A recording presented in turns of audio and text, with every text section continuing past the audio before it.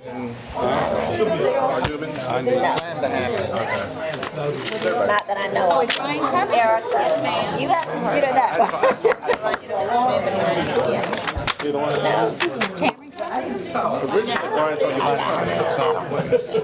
I don't know. Okay, we're all in the dark. We got all retreat details worked out, right? So everybody's good to go. Yeah, we're good. Thank you. Have you got your Myers-Briggs yet? I was due today. Libby's collecting. Has she got it yet? I'm going to do the first one. You might need it. I've got like 5 more questions. Oh, okay. Too late, mine's already in. Okay. I did not. You can shove yours on top of mine. That'd be all right. If that helps you in any way. Whatever Gotta make sure works. staff is not there. Oh, staff's doing it. This looks lopsided with no one like sitting here. Oh, man, it does, doesn't it? Could we just reach down? No, back to the room.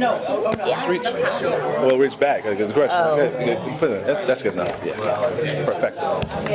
Mayor, I'm going to try to be nice today. Everybody say that. The door will be in the hall with that. Trainer, you guys aren't paying attention. Where the cameras? Where the cameras? That was This is how we're closing out the year, starting off the year. Shanique, I'm not even gonna say anything.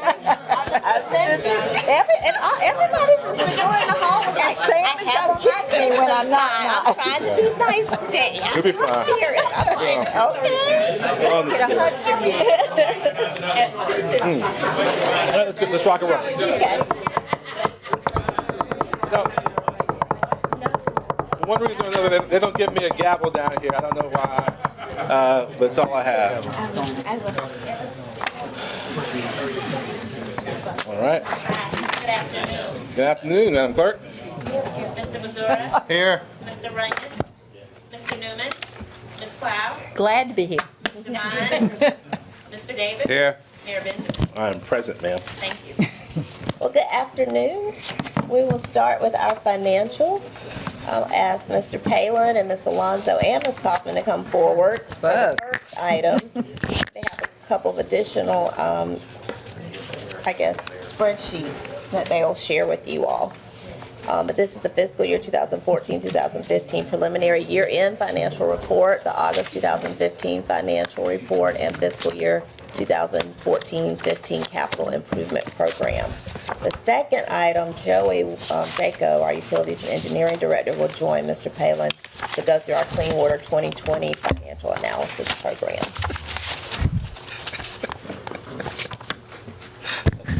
Good afternoon. Hi, Joey. Good afternoon. Good afternoon.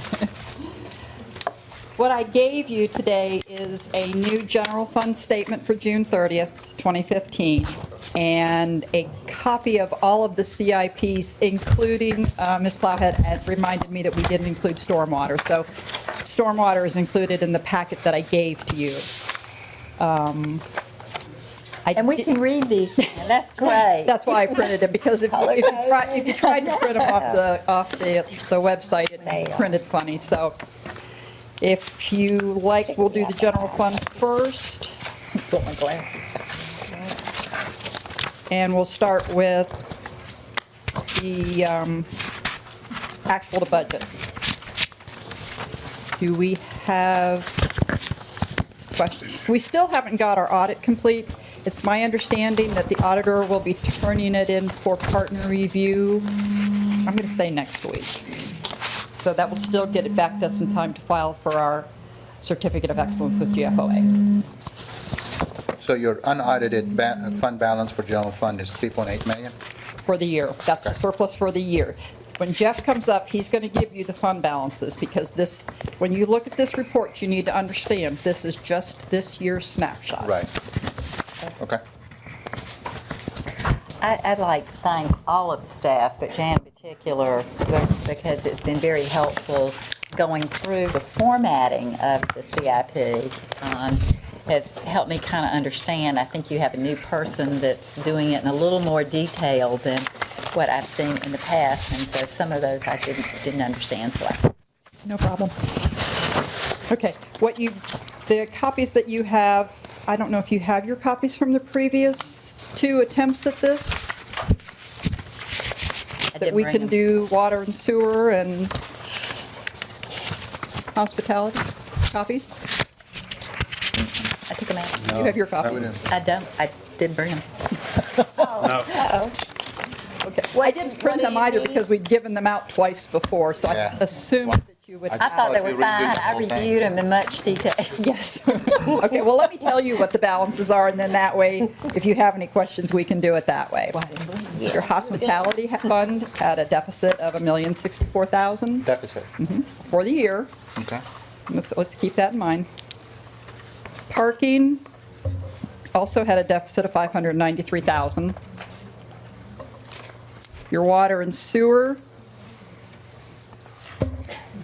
has a surplus of $4,491,000.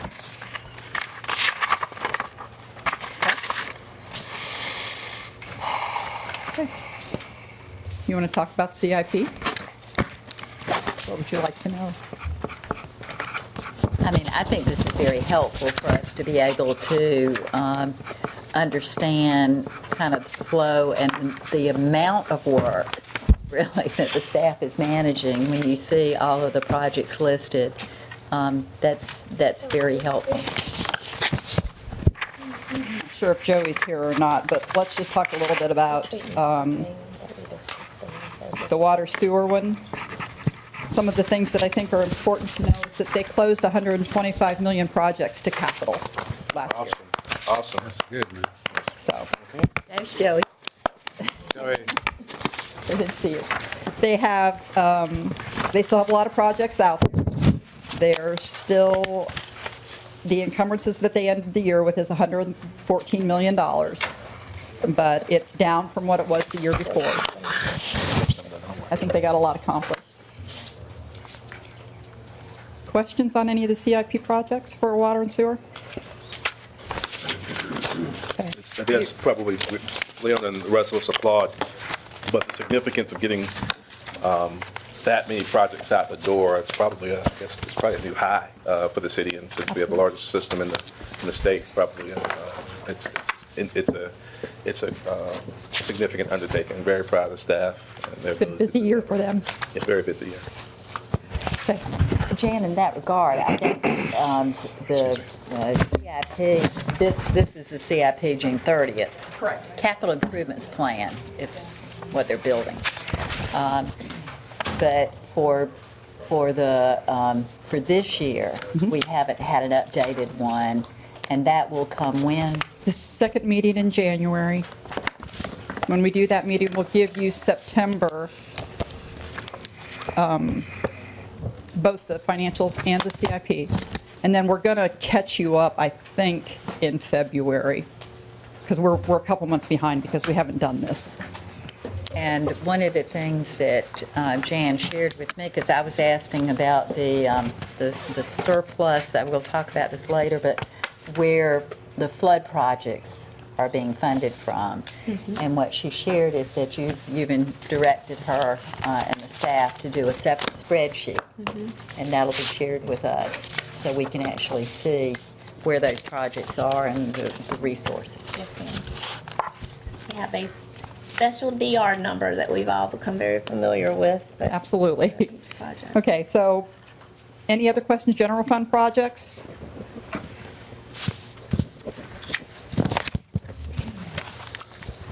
We're good. Thank you, Jan. Thank you. Thank you, Jan. I don't have a question on the actual projects itself, but just for us council members who receive phone calls or maybe emails about some projects that's going on in the neighborhoods, I would love to get a heads up, as in, project so-and-so is going to start in Rosewood neighborhood or Hollywood, Rose Hill neighborhood, just so we know and rather than calling you and find out later what. So when somebody calls us about what's going on, we'll know.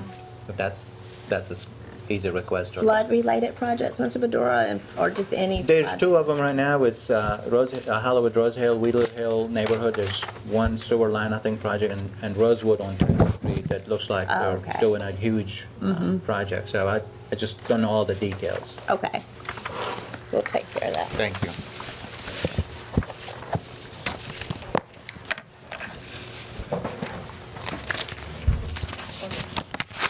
Joey, you heard that, right? Yes, With ma'am. Mr. Bedora's On Tyler report. Street, we had a collapsed sewer line, so we've had a contractor come in and help us. Oh, yeah.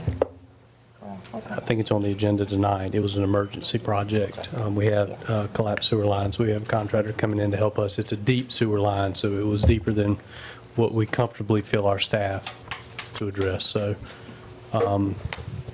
and the other one, I think, is that the other one you and I talked about? Mm-hmm. Okay.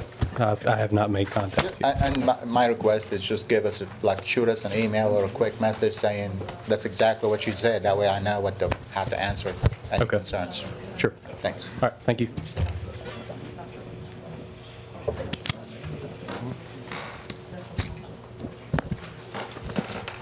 We were, I don't know that Ms. Devine will be here anyway, though, she's in court until 3, I think, but we'll go ahead and skip to Joey, which is actually item 2 on your agenda.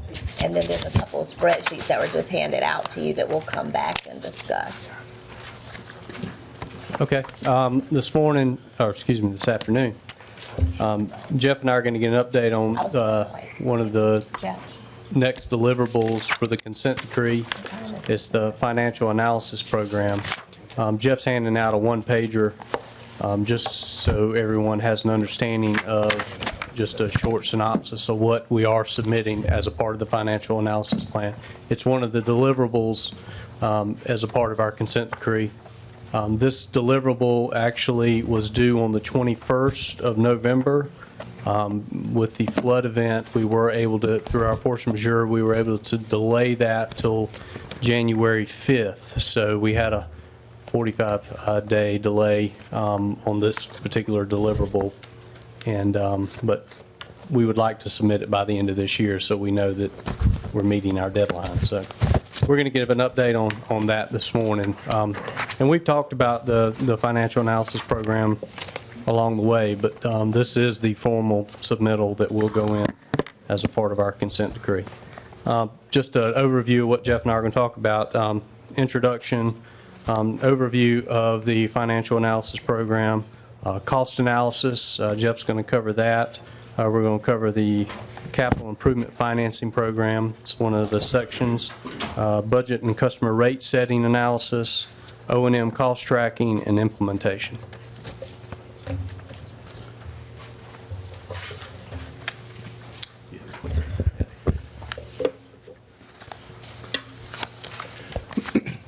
Program introduction and objectives. It really comes straight from the consent decree itself. It's right there. It comes from paragraph 12, but in a nutshell, the EPA wants to know what funds will be available to implement the requirements of the consent decree, and that the city is implementing typical utility financial practices. When the full report goes to them, they're going to go through it, they're going to look at it, give its approval. If they have any concerns or anything, it'll come back to us, and then we'll make those changes. Do you want us to ask questions as you go through, or? Sure, I think Sam. but some of it might be answered. Mr. Davis. Well, just that lead-in statement on the requirements and what's being compiled and submitted. I thought we did that. Not for the financial plan. There have been a lot of deliverables that talk about, Right. and Joey may need to speak on some of the specifics, but there's been numerous reports or plans and programs that have gone to them that deal with the system from different aspects, whether they're how you inspect the systems, the pipes, the different maintenance programs. And Joey and staff from CM have brought to y'all on several occasions different timelines on the different reports and when they're due to them. This is just one of those reports that's due to them. But this focuses more on, and that's actually kind of the program overview here. It's the overall plan is developed to establish a plan to make sure that we provide sufficient funds for the operation and maintenance of the system, the financing of the capital projects, and then the debt service coverage associated with the wastewater system. That also includes your wastewater collection and transmission system. So basically, this is the plan that we put together that will talk about the methods of what the city is going to do to make sure that we've identified costs for the operations and maintenance, costs for the ongoing capital, and any other changes in staffing.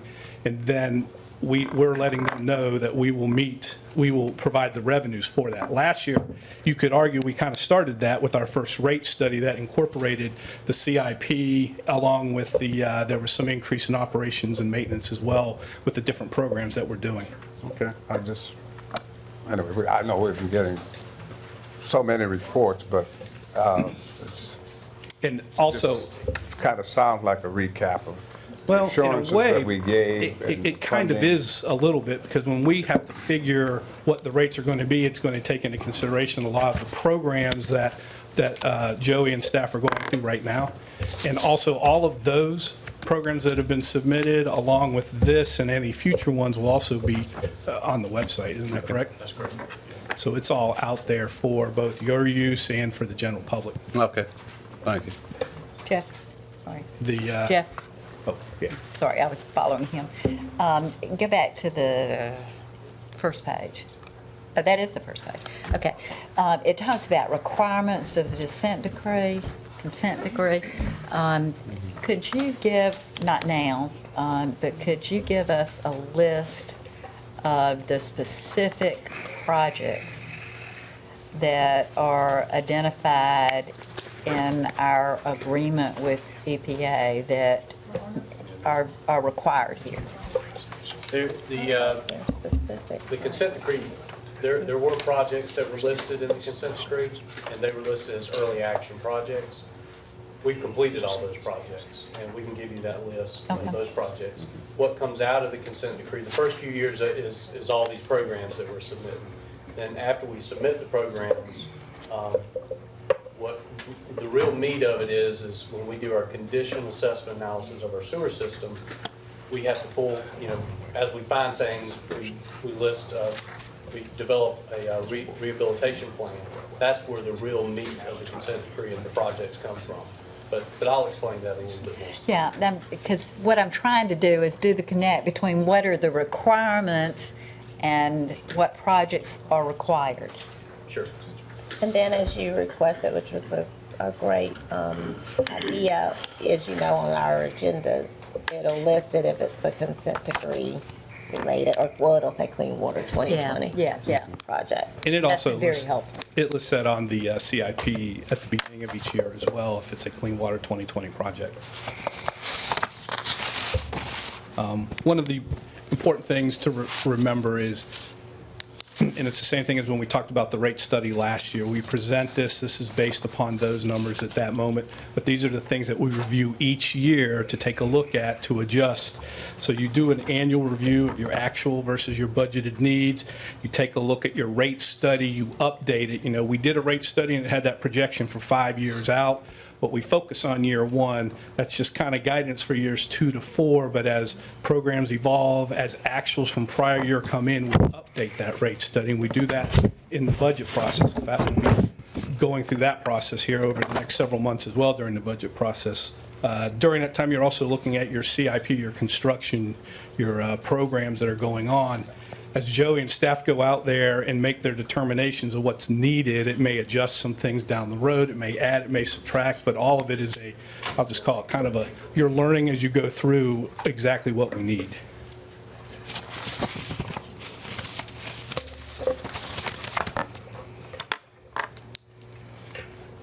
Part of the plan includes a cost analysis.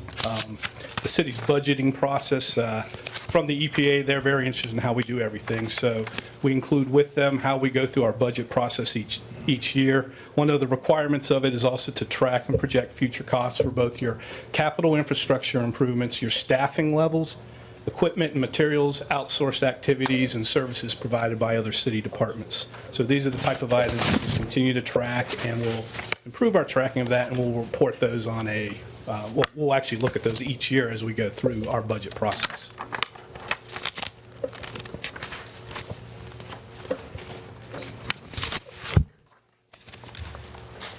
Okay, the capital improvement financing program, as part of the submittal, back in 2013, we working with CDM when we brought them on, we estimated what does a consent decree cost the city of Columbia, and that's where we came up with the potential cost of about $750 million to the city. And that was based on, using what's in the document. At that time, we were still negotiating the document, but with CDM's experience working with other utilities through a consent order, what do we think it's going to cost? And that's where we came up with the $750 million number, and we're still working off of that number now. But the real meat of what's in the consent is what comes from the condition assessment and the rehabilitation plans that we develop as we do these condition assessments. So that's what we're explaining in the capital improvement financing program is doing this condition assessment, we determine these projects, and that's how they get on our list, our capital improvement list. And then at that point, we can determine the budgetary needs for the capital projects. This slide here, really, it's just another reiteration of, on an annual basis, we analyze everything that we've done in the past year. Jan presented to y'all just a short time ago the unaudited finals for this past year. Those will be the type of things that we put into the rate study to update it and then take a look at what the budgetary needs are for both the CIP and for the operations and maintenance. So, and that's going to be ongoing every year. We will take that, review it, see what's needed, and bring that to you during the budget process. I'm sorry. We talked about updating the rate study every year. I know there was a time at which we didn't update it every year. It was every couple of years. I don't remember what it was. Yes. What, help me understand the importance of doing it every year. Well, when we did last year's, we provided with y'all a 5-year look, and parts of that are based on estimates, especially, we budget pretty and have a very good idea what we need for the upcoming year, but when you get out to year 5, we're making some estimates as you go out there, and things change with the program, things change with our actuals. Our revenues, we project a revenue number. It may come in a little higher, it may come in a little lower. We project our expenditures. They may come in a little bit differently. Different needs change. So it's very important to update that on an annual basis so that we get the actuals. I would hate to think that we've said in the study this upcoming year needs to be 7.5% when in reality, maybe we only need 3.5% or 4% of an increase. So it's important to update that to make sure that we are getting the right amount. We don't want to bring in too little, but we also don't want to bring in too much. So we review that, and it's part of the process as well for Joey and staff. They know we're looking at it each year. They're looking at the programs that they need. It all kind of comes into, it gets more into Missy's area with the budget, but, everyone's pulling all that in together, and we're making sure we are providing the most accurate information to y'all when we start going through the budget process. How did we do it when we weren't doing these studies annually, and what do these studies cost? Well, the studies that we've done in the past usually are just associated in years that we had a rate increase, and we did not have a rate increase every year, so we didn't have the studies every year. I'm trying to think, let's see, last year, we did have a rate study 2 years ago, but we didn't end up having a rate increase that year. And I think we had done one maybe in 2000. We did a study that was completed in 2005. Okay, Right, yeah. in between those other years, staff made projections based on actuals and expenses and revenues. tax sales, whatever, the different things we use. So the staff just kind of did the update. Staff, following on the. It was falling off of the Same format. 2005 study. Okay, from there. But they also weren't, I'll say, as robust of changes with the different programs and the capital coming in. So this is a much more comprehensive, where the 2005 was comprehensive in the initial, we only had small increases, and they weren't on an annual basis either. They were initially anticipated to be annual, but I believe that had changed. And I might be speaking out of turn, I wasn't here in '05, but I do recall that when I got here, that we had talked about some small rate increases, but didn't have them during those years because we had revenues that were going to cover what we needed. So what does a rate study cost? A rate study cost? Last year's was, do you recall off the top of your head? It was 250. The annual updates will be less than that, though. The key is they spend their first year building the database, taking a look at the customer base. Last year was at a very extensive, it took months to take all of our customers, put them in, and then work our way through.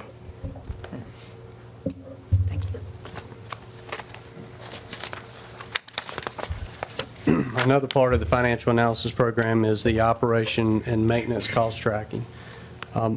Currently, we use a program called CityWorks as our work order system, and we use that in our water and wastewater system, our water distribution system, our wastewater collection system, as well as Public Works Street Division. We use that program now. For those, and have been using that for several years, implementing it in our system. We are working to implement it at our Metro wastewater treatment plant, as well as at our pump stations. So we have a time frame of 2018 to have that complete at those to assist us in keeping up with the O&M and track costs within the system. Our capital improvement cost tracking system is IFAS. We currently use that, and that's what all the reports are generated out of now. So a lot of what we're putting in the program we already do. We're just explaining how we do it, and with Metro and the pump stations, that's something that we're implementing now, and have a time frame of 2018 to complete. So implementation, we're already performing a lot of the requirements. I mean, what we're telling EPA is mostly what we currently do, but also how we're improving the process of how we do what we do. Sorry. So we're explaining the budget process, the rate study process as a part of the budget process, our O&M cost tracking, and our capital improvement cost tracking. So by June 30th of 2018 is our deadline to have the CityWorks implementation completely within our system. So. Yes, Mr. Davis. To piggy on this, a lot of this has to do with the, we're talking about work required as a result of purchasing and contract letting as well. Yes. Are we going to be able to show some numbers? What I'm interested in is, with all that work that we're going to be contracting out over a period of time, the amount of dollars that are going to be spent locally, and then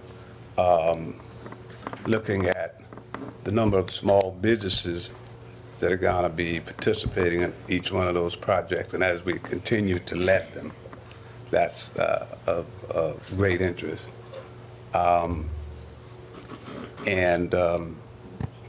Because one thing that's supposed to come out of this, or should come out of it, is that locally we end up building capacity of local businesses also. So I'm going to be asking that we, as we start to give these reports, I knew you may have to connect and maybe collaborate with the OBO office, but I'd like to see those numbers throughout, because it's a lot of money we're going to be spending. And I think we missed the boat if we see a lot of that money going down I-20 and 26. That's very important. The majority of the projects that we'll be doing will fall under our Mentor Protege program. Right. Will fall under local business preference. If they don't qualify for mentor protege, they do qualify for subcontract outreach. So there would, all of our programs will apply Yeah. when we do this work. Yes, I'm sir. just, yeah, I know, but all around, we're going to be letting contracts and putting things on the street for bid. Yes, sir. And I think that's just something that, as a city, we really need to monitor. I think that's another form of accountability that's coming out in terms of local participation, local businesses, small businesses, women-owned businesses, all that. Because we're going to be spending money, so I think there's an opportunity to make it work across the board. Thank you. Yes, sir. I know we do a good job. She didn't know. But right now, I think accountability in those areas is just as important as we continue to spend. Thank you. All right, thank you. Any questions? Thank you both. All right, thank you. Thank You know, this, unrelated, but obviously stormwater, Mr. Badura and I had a chance to participate in a really good, healthy discussion yesterday, hosted by Governing Magazine, on stormwater and regional approaches to dealing with, of course, our universal stormwater concerns, and maybe really trying to find some ways to capitalize on the issues before us now. And I think probably, and Mo probably took other things from the discussion as well, but I think it really underscored the opportunity before us to have a really regional approach to things that we've seen some successes, but this obviously presents a real opportunity to just look at Gills Creek and 5, 6 jurisdictions I think we determined yesterday. I'm not sure. We rarely talk about Casey as well as part of the watershed, but this does present a rare opportunity to get some common thought and common thinking to funding solutions to meet some of those needs. And I would expect that obviously the entire council will have an interest in that, but maybe the Environment Infrastructure Committee, starting at the beginning of the year, can help take the lead in trying to pull all the regional partners together, maybe around this table, and start talking about that. But I thought that was a healthy discussion. Yeah, Would you agree, and Mo? I thought it was kind of interesting if a committee was developed from everybody, every region throughout the Midlands and the state, and maybe come back with some recommendation to connect all the dots and connect the system as a whole. Yeah. But yeah. So it was a good, healthy discussion yesterday. I honestly meant to be there. Turn around. I do have 2 additional spreadsheets we've given you all regarding our fund balances and council contingency special projects. We can wait and talk about that when Mr. Vine gets here, Mr. Mayor, if you would like, or we can. If we can, and then she'd be really interested in seeing Yeah. this, and this is something so if we can, if she's On the scheduled to be here about 3-ish or so. spreadsheet, hold those, you're saying, or go on? Were there 2 or- of them? I only No, she saw wants to see one. this. She wants to see this. I know she wants to see that. Okay, well, Dana, let's hold this and go back to the fund balances. So, okay, Yeah, were there 2 handouts? I only have one. Jeff hasn't handed his Oh, out yet. okay. Order do y'all want to go in? Okay, whichever order you prefer, Yeah, it handed doesn't his matter. out now. So I don't know what, I got more stuff? So it should look like yeah, y'all got it.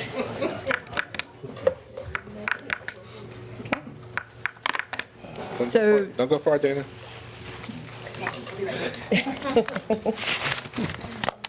Jeff may have should have given you a She's the last person in the world. a single-page worksheet that says FY 15-16 Columbia City Council. This is to update City Council on 2 areas of interest to City Council.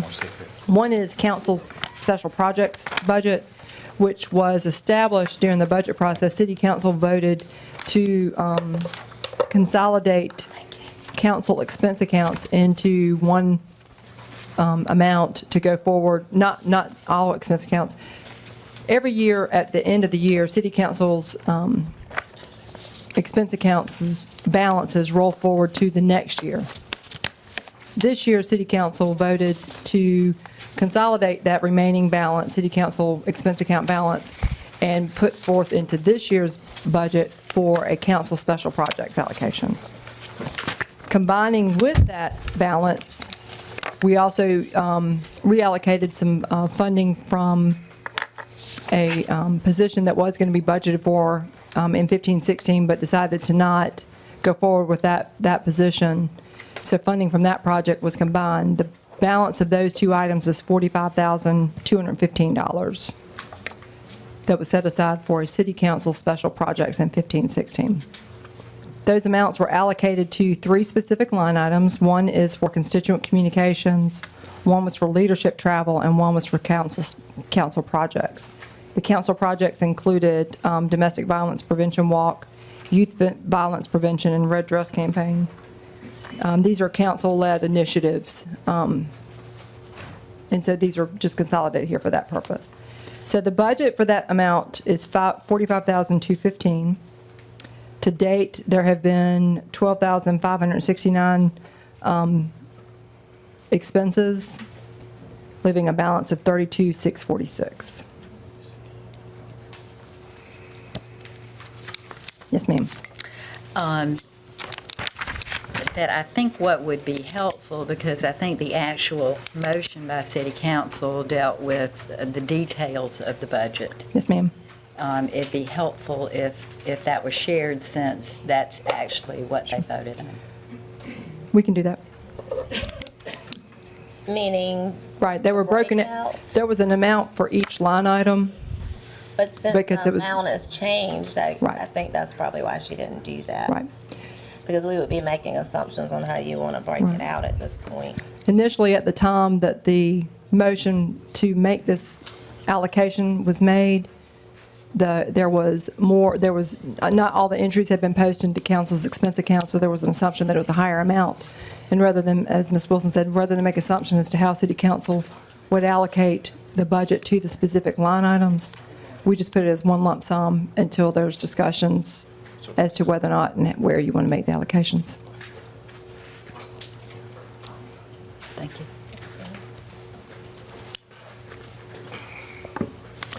The last item is city council contingency. As you know, we have a budget in city council's contingency that is only used at council's discretion. So far, the only activity that's occurring there is an agreement the city council made to establish the expense accounts for the two new council members coming on board. At this point, assuming $8,000 for each one. Of course, if there's any remaining from either of the current sitting council members, that balance would reduce that allocation or amount needed for that of $16,000. So right now, we're just marking $16,000. And that was the recommendation. We had a discussion, if you all recall, that were here that day about doing it this way, wanting to make sure that the councilman-elect are, made whole, because until year-end comes, there are still, from my understanding, expenses being drawn down on the Mr. Newman and Mr. Runyon's accounts. So whatever transfers forward, if there's anything left from their accounts, that's fine, to help meet that $16,000 need. But if not, the recommendation from the staff and I was to take it from the contingency and provide them with a full expense account. When would you have Full 6 months. the amount that Councilman Newman and Runyon have? I mean, there might be some encumbrances. When would you have those numbers sure? Because it seems like that might make sense for us to take it back up when you know exactly what's left in the account. And it would be year-end, as of By December January. 31. So, could we take it up in January, or? I'm just well, trying to get a it'd solid be number. the end of the calendar year, just because that's when their terms will end officially.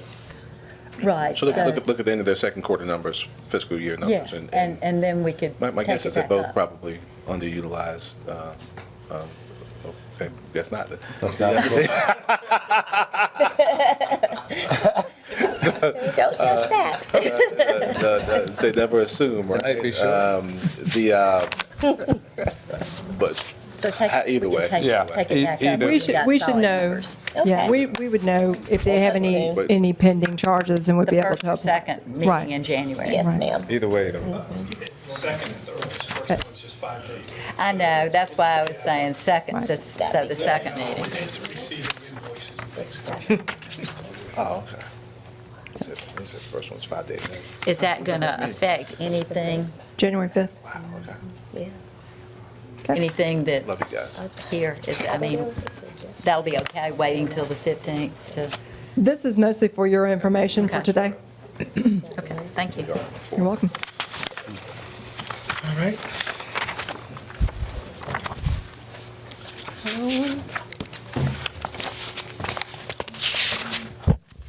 A few minutes ago, I handed out a small packet, 4 sheets. In the past, we usually try to not hand this out and talk about till after the audit's complete. So I want to point out, it's unaudited, it's preliminary, it's subject to change, but we're pretty late in the ballgame, so I feel pretty comfortable with the numbers. So I probably just jinxed it, so I certainly hope. More qualifiers than a lawyer here now, but. So, Is also. that why the numbers are a little different? They're less 1/3. I just thought I would just, Well, the bottom you're line, fluid. Right. and I'm going to go through each one with y'all so you can understand. They'll look a little different than what Jan presented, because Jan presented to you what the end of the year was as of June 30. I'm bringing to you what your cash balances are today that takes into consideration end of the year, plus anything that's been appropriated over the last 4 and 5 months, and anything else that from prior years is still hanging out there that y'all had appropriated. So we want to make sure that we don't spend that money twice and give you too high of a number. It'd be embarrassing if I have to come back and ask y'all and explain it to you. Before we get to that, though, I would like to point out one thing. In the presentation on the financial statements, Ms. Alonso mentioned that in the hospitality tax, that there was a deficit of a little over $1 million. And we do have the press here today, so I know they're going to report that, but it's very important to understand It's not $1 million. that we budgeted fund balance for that. So while the actual operations of the year, the revenues that came out and the expenses that went out created that 1 million, I don't remember the exact amount, 1,060,000. We knew that would occur. We had fund balance that would be used to offset that amount. So that's according to budget. That is, so it was according to budget, yes. Okay, thank you. But are you going to talk about our hospitality fund balance? And I did not include a sheet for hospitality fund balance. This would probably be a good time to talk about, there's been a lot of questions about it, so I'm going a little off script here. There's been a few questions about it because we did have some amendments after July 1 to the hospitality budget this past year. In addition to that, since then, we've had our Great Flood event. We had a football game that went away. That's usually a big weekend. We also had a weekend that had numerous festivals. It was a off weekend. So that typically is a big weekend for the various festivals. That brings a lot of people into the city. That helps the hospitality tax as well. I've taken a look at the numbers through November, the end of November. So this is just really as in the last 2.5 weeks. And we have actually, in our collections, we have matched what we collected the same time last year. And that's a good number for us to see, because the concern that staff and I have is we lose the revenue during that time. We've made Don't make that. additional commitments. Are we going to make those commitments by the end of the year? So if we are already matching what we had last year, and if we just continue at that pace, even with no growth, we're going to be within $500, something like that, in that area. So the good news is we feel comfortable, and again, we'll look at this every month, that with the event, that we will still meet our budget for everyone, for all the expenditures and the debt service. And depending on your point of view, we don't really foresee any large fund balance growing on that. But that's another item that will follow as the year goes along. The springtime also has a tendency to be a bigger growth area in the hospitality tax. So as that comes along, but that's going to be more April and May and June before we can really take a good hard look at those numbers. Ms. Plow. So if I remember the hospitality numbers for the end of August, you're saying they are better than they were because we were not generating enough revenue to cover our expenses, if I remember that correctly. Do I remember that correctly? The August statement is a negative on hospitality. Yeah, and that could be, I'd have to pull that up. But you're saying. What I'm looking at Is is, that true? And But- you're but- saying, looking at November, we're balancing that out. well, the expense versus the revenue may not balance out yet to zero. But by the time we finish the whole year, if everything stays consistent, we've compared actual revenue this year to actual revenue last year. And there's actually, we were up by $7,000.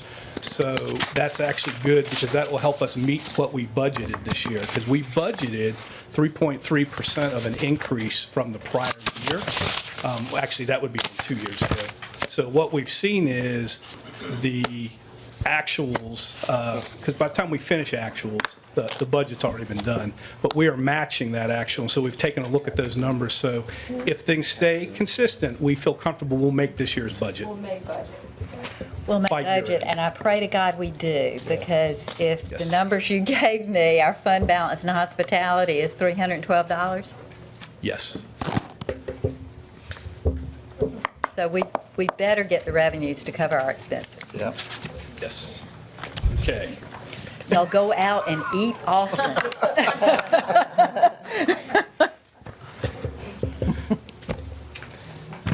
Now, back to these. They're hot off the press, don't let them burn the fingers. I'm sure Cliff has them right now and is studying them. I'm sure I'll have lots of questions afterwards. The first page is the general fund. Again, these are unaudited, but our general fund balance, the total fund balance is anticipated to be $35,209,000. It's a strong number, especially when you compare to where we were 5 and 6 years ago. Our fund balances are broken out into different categories of non-spendable, restricted, committed, assigned, and unassigned. And this is the same document that we've presented over the last, 12 months, maybe actually 2 years ago, and then last year. But this is updated now with our year-end numbers. So the important, I won't call it the important number, but the number that we're looking at is the unassigned fund balance of $21,167,741. So that's kind of what we're starting the year, the current budget year that we're in is that dollar amount. So coming out of that, as you go down the sheet, you'll see other commitments that we have there. Those are finishing up the commitments for Greenview Pool. Drew Wellness, that was a commitment that council made, I believe it was in August. The Bluff Road Police Facility, as that's being finished. You'll also see the fire, that's the self-contained breathing apparatus replacements. Until we actually do the entire project, that's always going to show out there. It doesn't really qualify as a capital project, so it doesn't, it's just going to sit out there, and we know we need to hold on to those funds for it.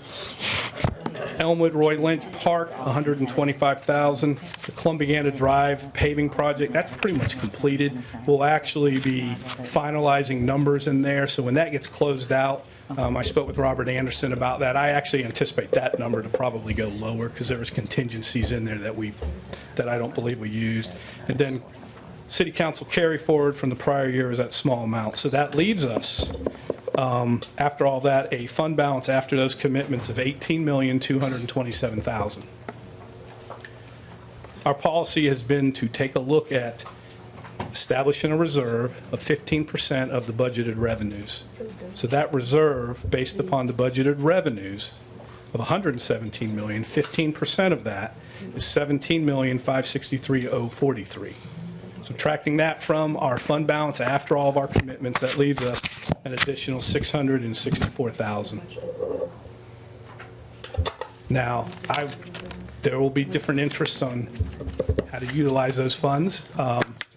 I will remind everyone, we do have our flood event. We are going to have some costs that are involved in there. In some of the discussion that we've had for the flood event, I know we have a contract later tonight, working with some advisors. We've had different costs that are out there. Our goal will be to take a look at what we have to pay for the flood events and match it to the appropriate fund. So if it's something that's roads, potentially bridges, things like that come from your general fund. No one's moving to spend anything, Jeff. We're good. Okay. All right. Water and sewer would be for your water and sewer items, stormwater for your stormwater. Question. Please, Mr. Badura. couple of weeks ago, council approved a 2.8 purchase of a park land at the Bull Street development, and I thought the motion was to take it out of the fund balance from the general fund. I don't see that number on here deducted. Sure. What was the project? Not for Bull, it wouldn't have, for Bull Street? Mm-hmm. It wouldn't have come out of the fund Sorry, I balance. didn't hear him.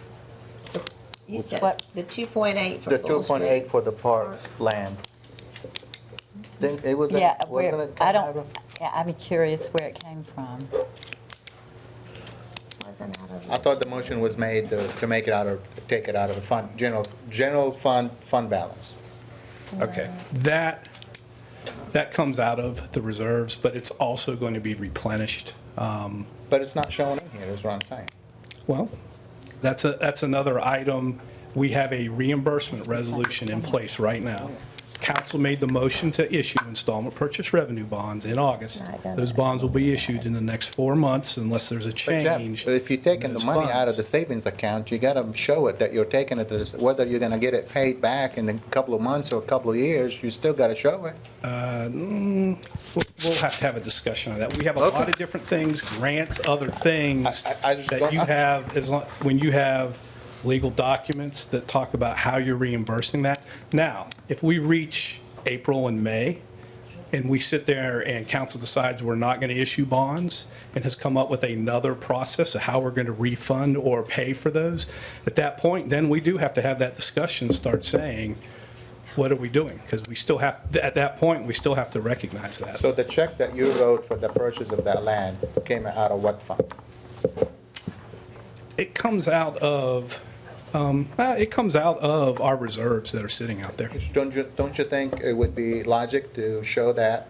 Well, okay, I'll tell you what, we'll put the 2.8 in there, but all we're going to do is add it back in and let you know I'm that just trying you have to, I'm just agreed trying to help reimbursement. understand how much we have, because as you said, we have a lot of liabilities coming up with the flood and all the other situations that we coming up, and we need to know, and we have to have a better picture of where we are. Let me ask. It's no different, Mr. Badur, think about it, well, you may not think this is a good analogy, but if we, for example, with North Main, funding North Main Street and a Tiger grant that we know we've gotten, we've been allocated money from the federal government. We don't, and Jeff helped me out, I mean, we don't sit there and show it as if it's being taken out of the general fund necessarily, because we know we're getting those monies to cover those expenses from the, even though it's a grant. I think what Jeff We is saying, will you end all up- have committed by a vote. Now, what, I understand there's some discussions about changing how we pay going forward, whether, if it's not gonna be installment purchase revenue bonds, but that is the vote that was made, and that's what the staff and I have been directed to do, and that's what we're working from at this point. So for him to list it here, I mean, that would have been the rationale as staff that we're using versus pulling down your unassigned fund balance, showing it that way here. It would also be listed as a receivable as well because we have the reimbursement resolution and the council made a motion and approved to issue the bonds. I've already had the discussion with our outside auditor because as council changed, if there's a change in how we want to fund that, and it's something that we cannot complete by June 30, the question then becomes, does it have an effect if there is an intent by council to still fund it, but maybe it changes? So now maybe we've changed how we're doing something, the mechanism occurs after June 30, we'll still reflect a receivable for that amount. Now, if council changes their mind and decides you just want to pay it straight out of fund balance, then we make the entry right there and the receivable goes away. So if you take money out of the department that you know you're gonna get it back, you don't have to show it on your financial. I don't want to make that's a very general statement. Just go ahead. All right, Jeff, I'll yield. Go ahead. You continue. Mrs. Plow. I wanted to piggyback a little bit, not to belabor the point, but the $2.8 million, when we voted to spend that for the park, and I know we're contractually obligated to do that, and we voted to do that, are you saying as part of that motion, we identified a funding source? I will have to go back and look to see if we did. I honestly don't remember. Should we have? I'm not sure. That's a discussion that we'll have to have with legal.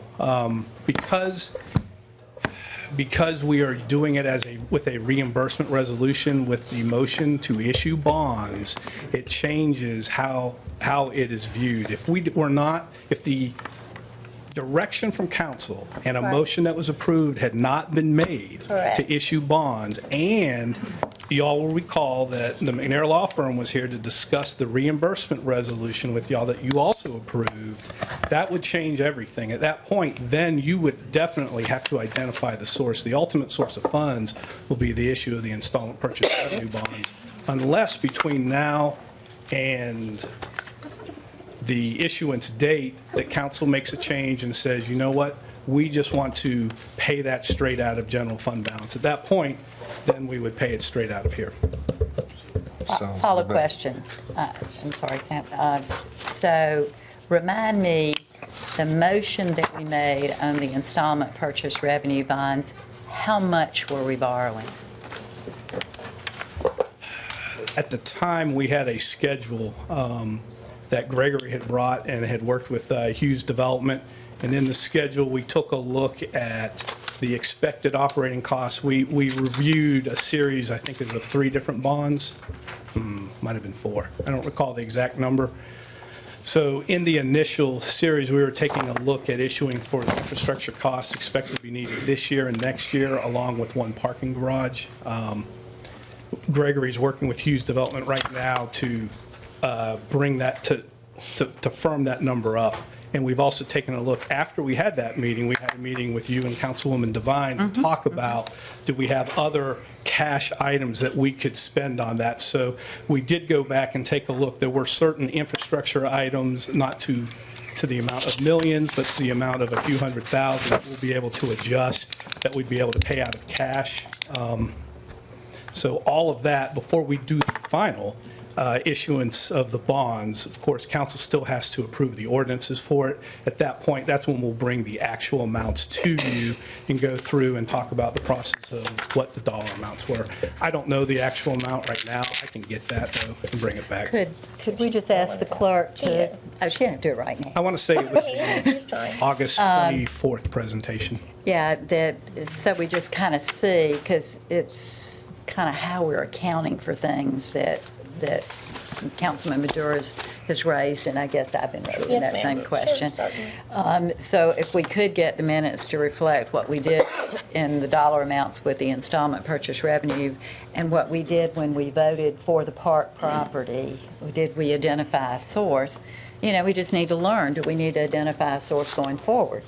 And usually we do. I think the questions and the answers are not at all inconsistent. First of all, the message of the day is $2.8 million unaudited surplus, and I want to thank Jeff and Teresa and the team for really captaining this great ship and this another year of fiscal success. I think the extra level of transparency is always good, and being able to show people where money's moving and how it's moving is always helpful. Because I want to do everything in my power not to do installment purchase revenue. So it's always helpful. So if we can add some extra levels of reporting showing what we're doing and how it's being done, that's always helpful. I think helps build customer. Well, another consumer small little confidence. Yes, ma'am.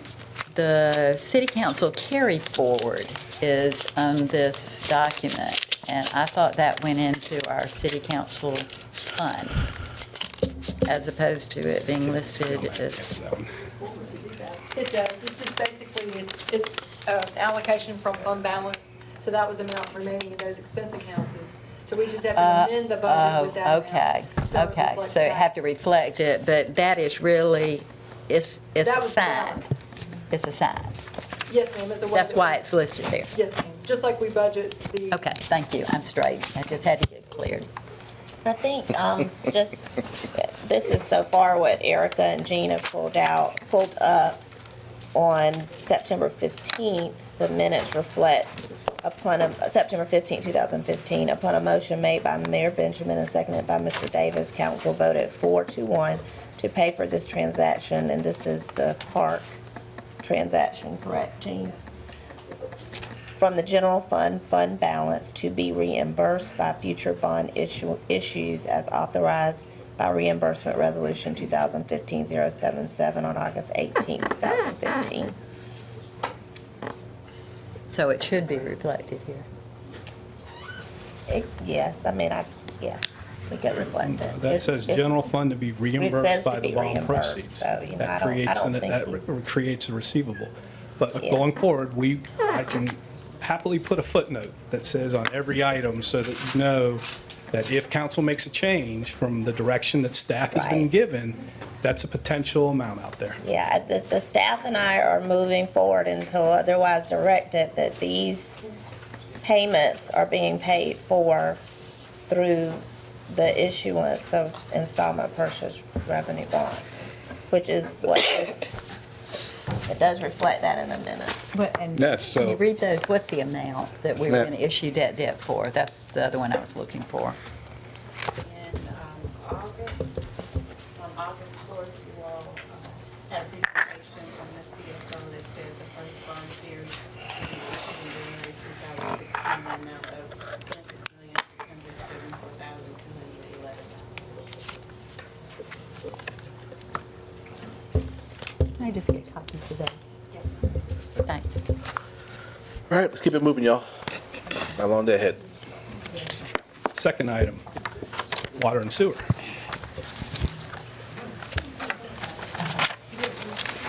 What's that?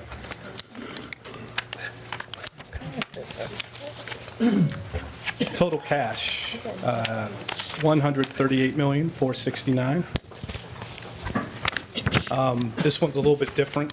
Looking at this along with stormwater, and also we're looking at our cash balance. It does not get broken up into your various different categories that a governmental fund would. So what we're taking a look at is our starting cash for the year is $138,469,000. When we went through our budgeting process this past year, we talked about taking out of cash, and this is something that we had not been doing in prior years. We talked about taking out of cash to pay towards capital so that we would issue less debt to pay for that. That amount was $11,491,000. Our cash target for the end of the year is the $104,595,000. That was when Black and Veatch was here. They talked about the target of your cash is a % of your operating and maintenance costs. So you subtract those total up to 116 million. Subtracting that out, that leaves us with 22 million. Is that kind of the reserve, Well, the debt coverage reserve fund, or what? I'm trying to that's understand. that is cash that we have. To roll. I would say our reserve is that target for the 104,595,000. So we have an additional 22 million in total cash above that number. Okay. The terminology is very awkward for me, but 104 is solid, untouched, It's the goal. and, That's our target for the end of the year. we're at 116.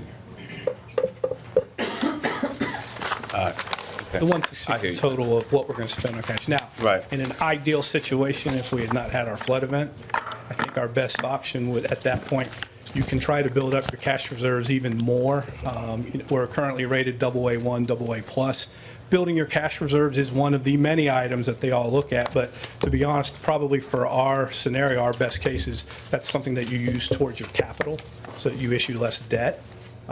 Again, because we've had our flood event, my recommendation now would be to utilize those funds towards our flood event, and then as we get finished things up and we bring in our reimbursements and see where we end up, then those are funds, but it won't be this year. It may take a couple years. We have to be realistic on timelines.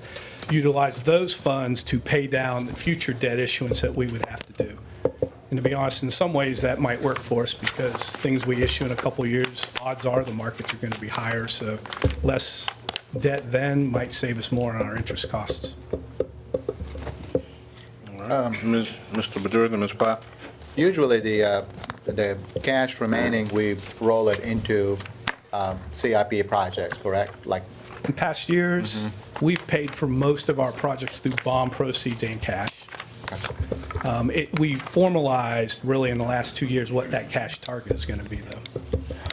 Jeff, did you touch upon before, and you may have, before we left the general fund, fund balance reserve, with the policy being met as you're showing it, that also would be, what should always be the original intent of emergency reserve, but with the flood having happened this year, that would be the 17 million. We would want to hold on to that. That is a good point. The 15% that is sitting there, which equates to the 17 million, this goes back to, I've spoken with our financial advisor, and I've spoken to several bankers about this. The reason you have those targets is so when you have a great event of some sort, that's one of the reasons, should we have to dip into those funds to pay, those will be the things we would talk with our bankers and the credit rating agencies. But our anticipation is, now, it all comes down to how much are you spending? You know, if you spend all 17 million due to the projects, which we don't anticipate for our general fund anywhere near there, that would probably still have a detrimental effect on our rating. If we're spending a few million, that's one of the things that when we talk with the bankers and the rating agencies, we tell them, look, here's what has occurred. This was a 50, 100, or 1,000-year flood or rain event, depending on what area that you're at. We had these rainy day funds set aside. We had the surplus set aside. We're utilizing these funds for this, and we anticipate future surpluses to rebuild that up. So it is something to keep in mind and to keep in consideration. Same thing goes with the water and sewer. You target that 104, 595. Our target is a % of your O&M, but we truly did have that rainy day great event. So if we have to spend into those funds, it's something I cannot guarantee that does not have an effect with our credit rating agencies, but it is also one of the reasons that you have it there. So there will be few times that I will probably ever say that you should spend into those dollar amounts, but this might be a time, depending on what comes back as we work through the process with our outside advisors and all of the departments on the different projects that are coming. Ms. Blount? So going back to the general fund, which is what you went back to, that 15%, we have a policy in place that will keep the 15%. And It's so we it is- would need to amend our policy, though, to be able to dip into it. I think it's an unwritten policy. It is something that we have discussed. We do not have that in writing. Practice. I thought we passed a policy. We did a resolution We brought it to y'all to have a discussion on it last year, and as we went through the discussion, the policy was requested from different council members to add different things to it. We were amending the policy at that point, though. Well, no, we had not voted on any policy at that point. Changes had come along between meeting with council members and outside constituents. Eventually, we never voted on it. We never even brought it back. I disagree. But not, and then I think the question was about if we were to have to spend it down based off the flood. It wouldn't be that. It would be if you were wanting to spend more than the 664, 321, correct? I mean, they would be able to spend the 17,563 for the purposes of the flood. I mean, that would be the intent of. Well, that would be the intent, is you're using it for the flood events. But we have never passed an actual policy. We had, I don't know if it was a resolution or an ordinance that started, we took a look at the basic GASB recommendations, and then we started getting into discussions of how do you replenish, and then it became a discussion of how do you give money back.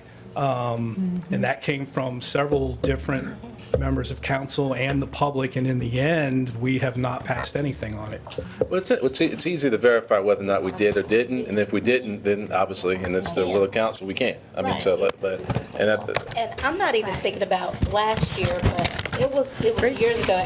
Kirkman was here, and we were actually dealing with GASB and some issues, and we were about to go to New York with the credit rating agencies, and he proposed a policy, and we voted on, it was like a resolution, and I don't know if it was the 15%, but Nissa, you're shaking your head. Do you recall what I'm talking about? It started. Yes, ma'am. It was, at the time, the city has had a very long Have to get on the practice mic, and Miss. policy The city has had a very long practice and policy adopted by resolution. I believe that it had a 10% reserve. Yes. And then starting, there was a period of time where we started to propose increasing it incrementally by 1%. Now we're at the 15%. GASB, GFOA, Government Finance Officer Association, one of their recommendations is to have 2 months of about 16%. We have brought back a formalized policy for general fund balance discussions, but we never actually voted that policy. So there's nothing documented by policy that way, but there is definitely some discussion and understanding expectations that we have that reserved. And I think our credit rating, our credit agencies also look at it as When we it's talked a to, policy that's pretty much thought Cameron did that. recognized as a policy. in Cameron, fact, I think in one of the rating agency reports, they call it the unwritten policy of 15%. So they We've had- still give us credit, we've just never, it has yet to be formed. Mayor, we've had the discussion several times, and I believe, I recall the last discussion was the agreement to take it up to 15% as the goal, but I don't recall a vote unless we're going to call a resolution of a vote to affect policy. So at least we all agree that there's been discussion on it, and I agree to it. If we can't, the record doesn't reflect an actual vote, and we think that there's a need for the vote, and let's bring it up at the appropriate time, and then we either vote it up, vote it down. One more, I'm gonna move off of that, one more Well, question. while we're on that, I mean, we would be more than happy Yeah, we to think that's a wonderful bring idea. that back and go through that process. If that's something that y'all want, we That'd be great. Let's something we can talk about at the retreat, Okay. unless we're going to finish that next 3 minutes or so, okay? We got to keep rocking and rolling. I just, I want to go back to the water and sewer, that the targeted cash, I think you said you could refer to as a reserve fund. Is that an operating reserve fund or a debt service reserve fund? That's an operating reserve fund. We do have debt service reserve funds out there. It usually depends upon, well, there's two things. There's a debt service fund and there's a debt service reserve fund. Debt service reserve fund is when you issue the bond, if it's required that we have to put a certain amount of cash aside for that, that would be a debt service reserve fund. And I believe we have one. And that's already been netted out or something? I'm trying to understand. That would not be in that cash number. That- Okay, that- so that is- you've already taken Yes, any I've already taken obligation. that out. If you have a debt service fund, different than a debt service reserve fund, that is money that you put on a month, potentially on a periodic basis, that you put into an account that builds up to your next interest payment or principal and interest payment. That would not be included in there either. So I understand now the 104, help me understand the statement, capital paid from prior year, and FY 2016 is beside it. Yeah, fiscal year 2000, that'd be our current budget year. So in our budget It says this, prior years. well, yeah, it's the capital paid in our current year from our prior year's cash. So the 11,491,000 is cash that's coming not in the current operations of this year, but it's coming out of the cash that we had at the end of last year, which is the 138 million. So that would be fund balance? Yes, So that's Well, another, yeah, fund No? balance. It is, a fund So balance. is prior really year a fund nice balance. term.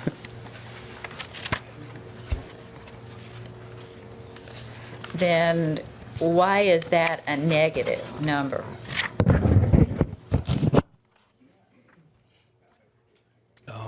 I'm sorry, when you say, which is a negative number? That 11 million is subtracted from our total cash. Because we're going to spend it towards capital. So I need to subtract it out from what our cash is. So it's our prior year fund, but we've obligated it to capital purchases. It's in the budget. It's in the CIP or it's equipment? Budgeted for half for the CIP. CIP. In the water and sewer budget. Yep, the water and sewer budget, I think, totaled 120 million. Out of that, we were paying, and I'm pulling these off the top of my head, but I know that number of 11,491,000 is coming from prior year's cash. We also have a total of maybe 20 million coming out of our operating cash this year that goes towards that, and of that, about 8 million of that is the cash that we received from West Columbia. Right, so these little sheets, the CIP, actually end up being the detail of that $11 million. Yes, that is one of the funding sources for our CIP. One? Well, it's that cash, it's the current year's operating cash, And the it's the cash that comes in that we also, that came in from the payment that came from West Columbia, and it's also the bond issuance. Thank you.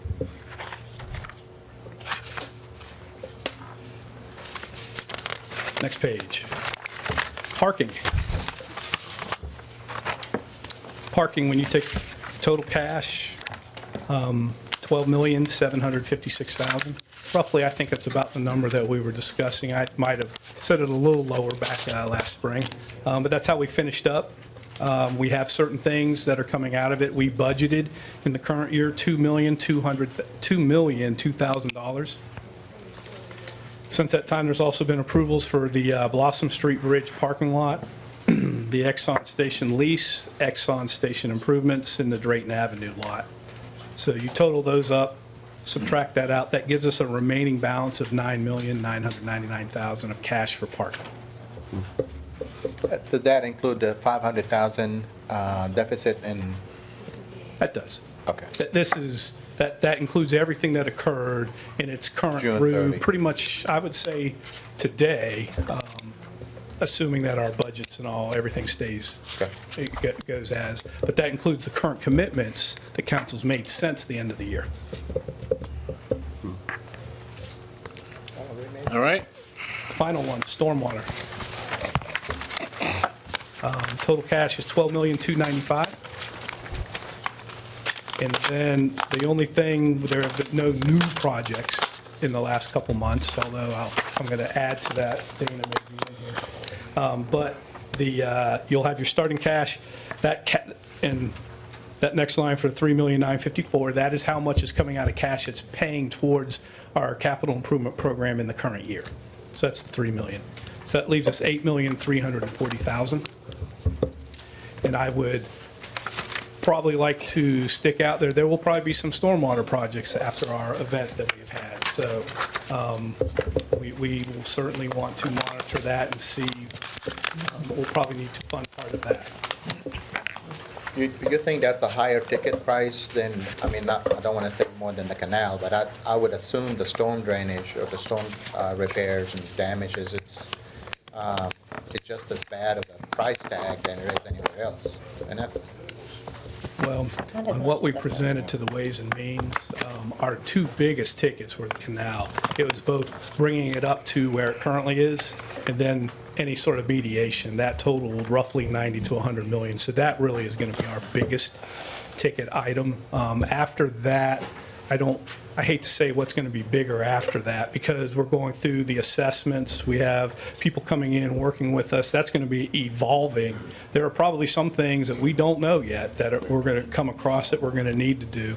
And then we're also going to be working on reimbursement on all this. We, in general, like to say 75% of eligible costs will be reimbursed from FEMA, but the reality of it is we're going to be working towards a much higher number than that from other state, federal, and other sources. Yeah. I think, Jeff, what Mo's also referring to is we heard some pretty serious numbers yesterday, looking at just hearing some of the Richland County staff talk about the numbers that they were planning to address countywide prior to the storm event, and how they've gone up significantly, dramatically, exponentially since October 4th.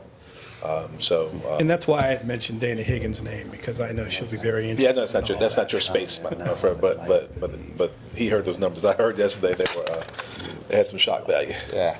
Yeah. Big time. Jeff, I have one question. The total cash that you have on this sheet is about $2 million less than what you had shared earlier. Is there something Which that one? made the difference? The 12.2, it was 14.2. Was this on stormwater, I mean? I'm sorry. Uh-huh. Is that compared to the email that I sent about a month and a half ago? No, it's email December the 1st. Has it only been 2 weeks? Wow. Well, in my email, I think I did say there were other unknowns that I wasn't fully aware of, that these were estimates, that I was going to try to bring better numbers. I really had intended for this to come to you in December.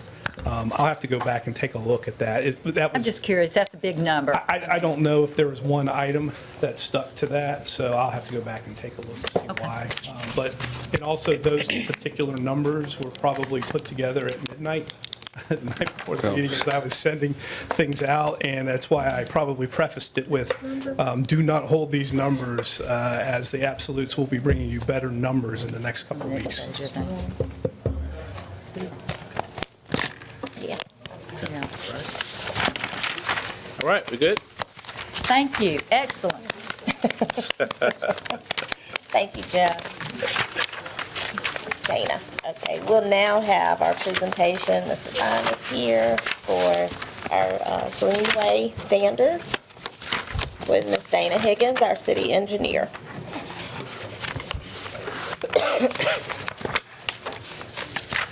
Here's the Greenway standards.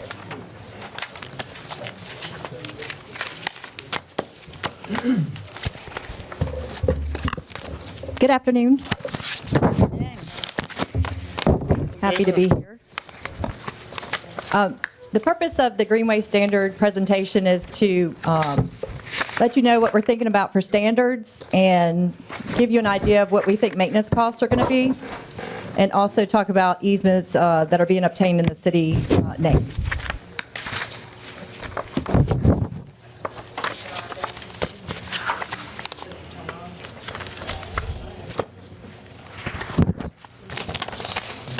This is a PowerPoint.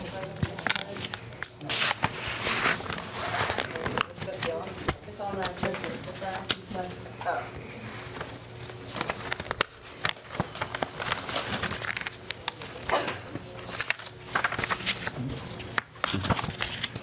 Okay, I guess I'll just, okay. All right, next slide, Erica. So, as I just said, overview, we want to talk about standards. There are a lot of new greenways in the Columbia area, and we have had a lot of questions about what the city expects as far as standards. So, a lot of different city departments that are impacted by the greenways. We came together, and that's what that one pager that I just handed out is, kind of an overview of what we think would be great standards to try to have as a minimum. The active greenways that are coming online, we have been looking at a greenway connecting Granby up to Gervais, which is the Coble Plaza. That alignment, we've been meeting with the property owners and looking at the alignment through there. That has not been finalized yet. The Saluda Riverwalk, which Mike Dawson is going to be presenting on after my presentation, that's going to be running from I-26 to east of the zoo. I know right now he's been working hard on getting the agreements finalized. The Vista Greenway Phase 2 is actually started construction, and that runs from Taylor Street over to Elmwood. The Gills Creek A, which is TPAC funded, begins at the south end of Lake Catherine at Kilbourne and continues to the Congaree River. And then Smith Branch is from Smith Branch to Colonial. And I'll just kind of... That list, if you would mind, just Sure. that page, so I have Yeah. the list. Yeah, and Eric will have the presentation. So also, I know Missy wanted to make sure y'all knew exactly where it was located, so we put maps together. But this is the Granby Park up to Gervais, going over Blossom and continue to Granby. The Saluda River, and this is also, you can get this off the Richland County Penny website, but Saluda Riverwalk, which of course Mike will give you more details on, runs from I-26 down to east of the zoo. Vista Greenway continues from our first phase, which is Lady to Taylor, will continue from Taylor, go through Finley Park and exit at Elmwood. And then Gills Creek A, which is actually kind of, that group came to us and said, what are your standards, and started this whole discussion. That will run from South Lake Catherine to Bluff Road. And then Smith Branch, right now that is funded from Clement Road to Colonial Drive. So our design standards, it was apparent that there could be two separate types of standards, one recreational and one urban. Recreational, we consider going through neighborhoods, lighter use. Standards, what we were proposing is a 10-foot minimum trail width made of asphalt and concrete. No lighting actually required, but conduit installed for future. And cameras at trail accesses, and of course signage at the trailhead in every quarter mile for security. The urban greenways would be more like the Vista Greenway, where there'd be a lot more users. What we'd like to propose for that is a 14-foot minimum trail, and that would be for the ability to use bicycles and pedestrians, a multi-use, with the asphalt and concrete, having lighting with photo cells, cameras at the trail access points, signage at the trailhead in every quarter mile, and then the site furnishings, which you have on your sheet, which would include a bicycle tire station, trash receptacles, benches, and pet waste stations. Any questions? Okay. We also would like your support in maintaining these greenways, because right now, there's going to be a lot of new greenways coming online. However, we don't have anything in our Parks and Recreation budget to be able to accommodate the maintenance. So after meeting with Parks and Recreation, we have been able to determine that we can create 2 3-person crews, and they'll function very similar to the weekends where they'll be roaming. So our funding allocation would need to have the equipment on the initial startup, which we estimate around $78,000. And then the 2 crews would be around $317,000. That includes $20,000 in gas and maintenance each year. For the Saluda River Trail, which is what Mike's going to talk about, Mr. Baker was interested in having a constant presence. So we were looking at having one dedicated crew, 1 3-person crew dedicated to the maintenance along the Saluda River Trail and having that presence there. And that allocation would be $78,000 initial and $169,000 each year. Right now, we've been working with lawyers and property owners trying to get easements. And today, we definitely want to get your concurrence that these easements and these leases will be put into the city's name. So what I'm asking council for is endorsement of the Greenway standards, support in initial and annual allocation for maintenance of these greenways, and concurrence on accepting these easements and leases in the city's name. Ms. Plow? Hey, can you go back one slide? Yeah. Whoever's in charge of Have that. the arrow up there, the arrow up there, You want me to go? the blue arrow. Here, thank you. Oh, right here, can I touch that? Yeah. Okay, thank you. Cool. Ms. Plow? Sorry. Yes, sir. Okay, touch screen. I know. What's the timing on this? I mean, is there a schedule? It says these will hit on a certain time, or? Yes, the Vista Greenway is under construction right now, and we expect to open it in the spring, and that was after talking to CPD and there'll be a lot more activity spring through summer, so we want it to start having lots of activity. And then as far as the Saluda River Trail, I know that the easements are being wrapped up now and the permitting, and I believe they were going to go to bid in January or February. I'll talk about that one. Yeah, so. You can grill me later. And then the rest are kind of in design phase right now. They're probably at least a year or 2 off. Probably within the next year, they'll start coming online.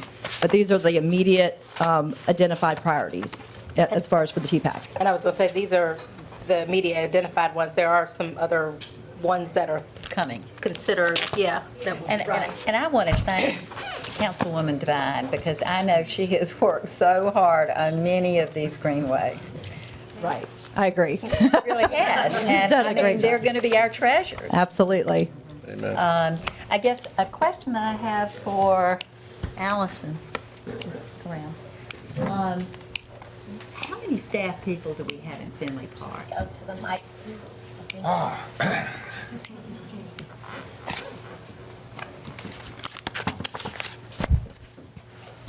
Ms. Plow, that has changed a little bit. When Finley Park first opened, we had 10 people. And 1997, we had 7 people.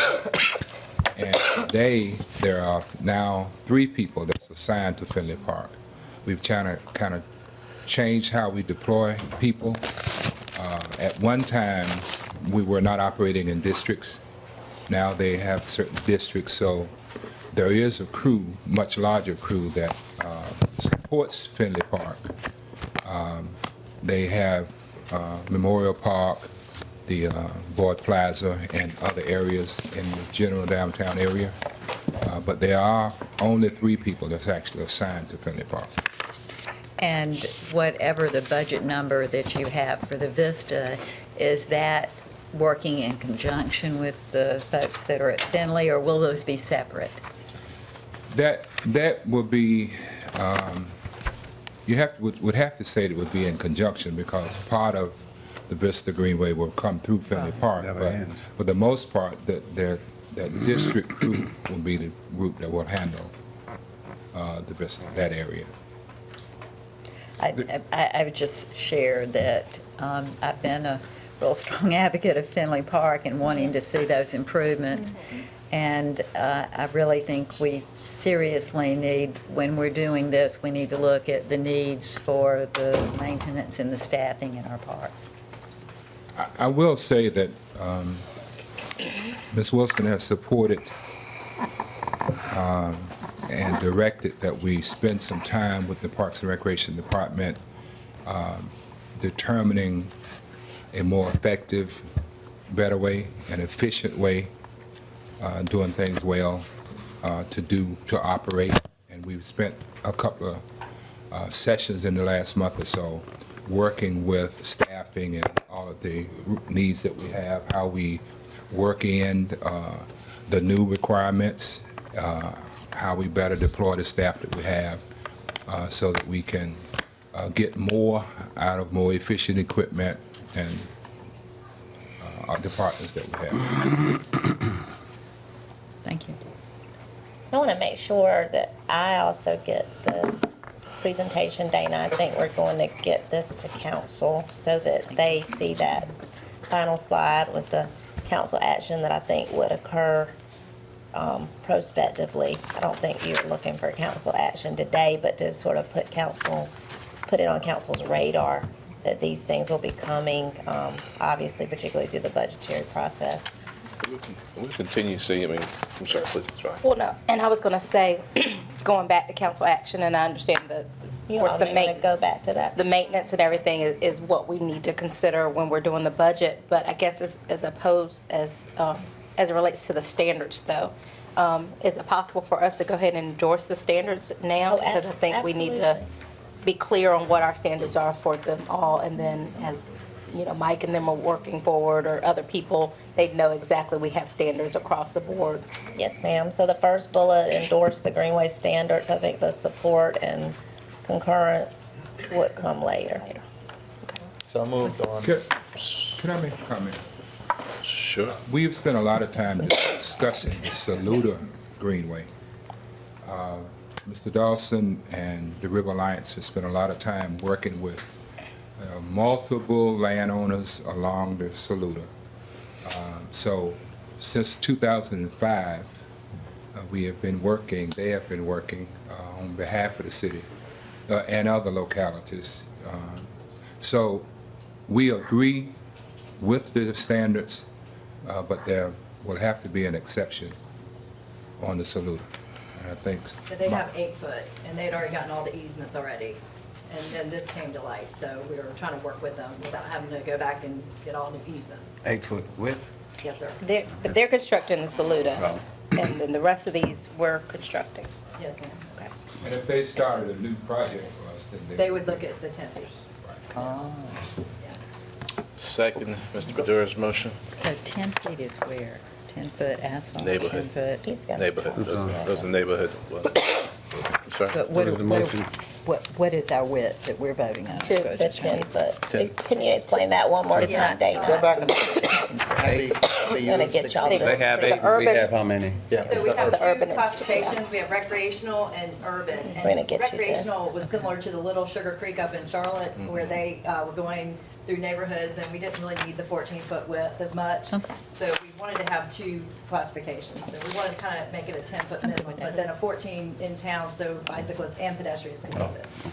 We'll get you all a copy of the presentation so that you can have. That part is actually on the one pager. Oh, is it? Back, I didn't know it was a Yeah. back. This is the furnace, the urban, and then up here is the recreation. So the motion, if we adjust the motion, Mr. Mayor, if you allow, I guess the motion will exempt the Saluda pathway because it's not 10-foot standards, it's have to be 8-foot standards. Okay. So move. Second. Second. Thank you, Dana. Move the previous question, call the roll. Thank you. Mr. Flores? Aye. Do you have a question before you go? Aye. Step. Aye. Mr. Davis? Aye. Mayor Benjamin? Aye, and Dan, it's great seeing all the coordination you did Yeah, with all- thank you. all parties as well. Exciting. It's exciting, It is. very I just exciting. had a question for Dana regarding the equipment. Because under the standards, we don't have equipment as, Oh, that would just be the equipment that we need to purchase for Parks and Recreation to maintain it. So they would have like bush hogs and mowers and. so, but I know in urban it's a site furnishing, so the urban trails will have all of. Right, all and the of recreational, we Including won't. the bike fix-it. Right. Okay. In the recreational, we won't require it, but we certainly, if someone, is interested in putting it in and has the funding, then we will encourage it. Dana, give a quick update what the COG action that was taken this week for us, because I think that's really good. For the council to Vista- know Vista the Greenway? Vista Greenway, the Right. next phase. Right, so we've been working with COG to get a $145,000 TAP fund, and that moved forward in the Transportation Subcommittee, so. I think it moved forward with the full committee. With the full as committee, well. that's right, because it was already accepted Yeah, in the the, COG so board voted. we're really excited about that. We've been leveraging local funds with getting federal money, so stretching the dollars. We've also had some pretty exciting conversations with private property owners that want to help dedicate property to this as well. So we'll have some other good, pretty cool stuff happening, but Dana, our team as usual, doing super work on this. She is doing a great job. Colonel? So now we will move into our River Alliance Phase 1 Saluda Riverwalk update. Mr. Mike Dawson, CEO of the River Alliance. It's so important for you all to get this update from Mike because we are about to have a newly seated council, and I do believe the original Saluda project was approved by previously seated council. Really, I don't even think it was maybe this seated council, to be honest with you, but we really did want to move forward and have our councilman-elect hear this presentation as well on the Saluda Riverwalk update. Well, happy to be here and happy to give an update. Allison and I were talking about, I think council approved the initial design of the Three Rivers going way back 1996 it was proposed, 2005 we had pretty solid construction documents that was approved. But I'm glad to be able to come over and do this. John MacArthur is my chairman. I would also like to thank the mayor for serving on the River Alliance board. Mrs. Devine has served on the board. Councilman Newman has served on the board. So from a regional perspective, we are finally putting in a key piece of the Greenway, which is going to add to the Casey, West Columbia, and Columbia sections. As we got into this, initial problem was paying for it, which is like a lot of things. This is paid for by the Richland County Penny. It will become part of the City of Columbia Parks system as we go forth. We'll talk a little bit about the property and where we are. We have delivered. Where'd Dana go? We have delivered biddable construction documents for city review. They've been approved by the county, so they're at the city. When we get finished, our intended outcome is to get them back to the county, get it bid out early in 2016 with the expectation that we would probably have a 240-day construction window, and then we'd have this on the ground fall next year. Let's see if this works. So that's the Saluda River. We're hovering in a River Alliance helicopter about 1,500 feet. There's down Columbia. This is 126. There's the lower Saluda. That's about 3 miles from You said River as the crow flies. We got an interstate highway fence. You didn't know a helicopter, did you? At an interstate highway fence, a railroad, a bunch of private property, and generally speaking, no public access. So as we started with this project, as I said, we had pretty much done developable construction documents in 2005. We needed the money, so at the second iteration of the Richland County Penny, we came back to council and the city manager, and we proposed putting this in the Penny, Transportation Penny. That was agreed on, and the notion would be is we would link it to a bridge at Interstate 26, would be a West Columbia DOT project. This project would connect all the way to the Columbia Canal at about a $7.9 million allocation in the Penny, and it would offer us an opportunity to do a private sector funded project on that big island out there. So that, as you know, the Penny voted yes, got a lot of support for this project, a lot of support for greenways in general. And as we move into execution, we were asked by, the city was asked by the county for a high priority project. So because we had done all of this work to this point and pretty much had construction documents finished, very strong support from the city, from the chamber, from the River Alliance to put it in the first tier of projects. So the county has put out a 5-year transportation program. This is funded in 15, 16, and 17 money. So the county agreed with that. They put us up front, and we've been working with the Richland County Penny staff folks as part of the project team. So what we got is, this is phase 1, but what does that get you? Well, that's the Saluda. Most of these locations you can't get to now unless you're a jungle trained guy. So this is the Saluda River. We're working within a strip about 30 feet from the top of that bank. We have negotiated most of the property easements. But if you see that flag, all of this has been walked with regulatory agencies, property owners, and agreed to. Everybody's happy with the alignment, and that's pretty much what you got out there now. That's a pretty good jungle, but that's about what it is. So as we got into this, we now have this project with these CDs delivered through the county to the city, and I'm going to start up here and I'm going to work my way down the river. So at this end, a quick aerial. Right at where the Saluda goes down here, this is the 126 flyover to Charleston. This is 26, here's 126. We're going to put a bridge from Lexington County to Richland County. That's funded, particularly thanks to Commissioner John Hardy, funded with SCDOT money and West Columbia money. So we're going to cross there, and then we're going to go up towards Lexington Medical Center. But the Penny Saluda River project is going to start right there at the ST-DOT right away. So to follow along, I mean, if you've been on our greenway, yes, we're 8 foot wide, and all of this is bicycle, wheelchair, rollerblade capable. The green dots are the trace of the greenway. Where you see yellow dots in here, if you can see them, we are dealing with waters of the state, jurisdictional or non-jurisdictional, and they are timber boardwalks. Some are low, some are high with handrails. And then on occasion, we have little stick-built timber bridges. So the impact on that environmental quality out there is pretty minimal. So all of this has been approved by the Army Corps of Engineers and everybody else that needs to approve it.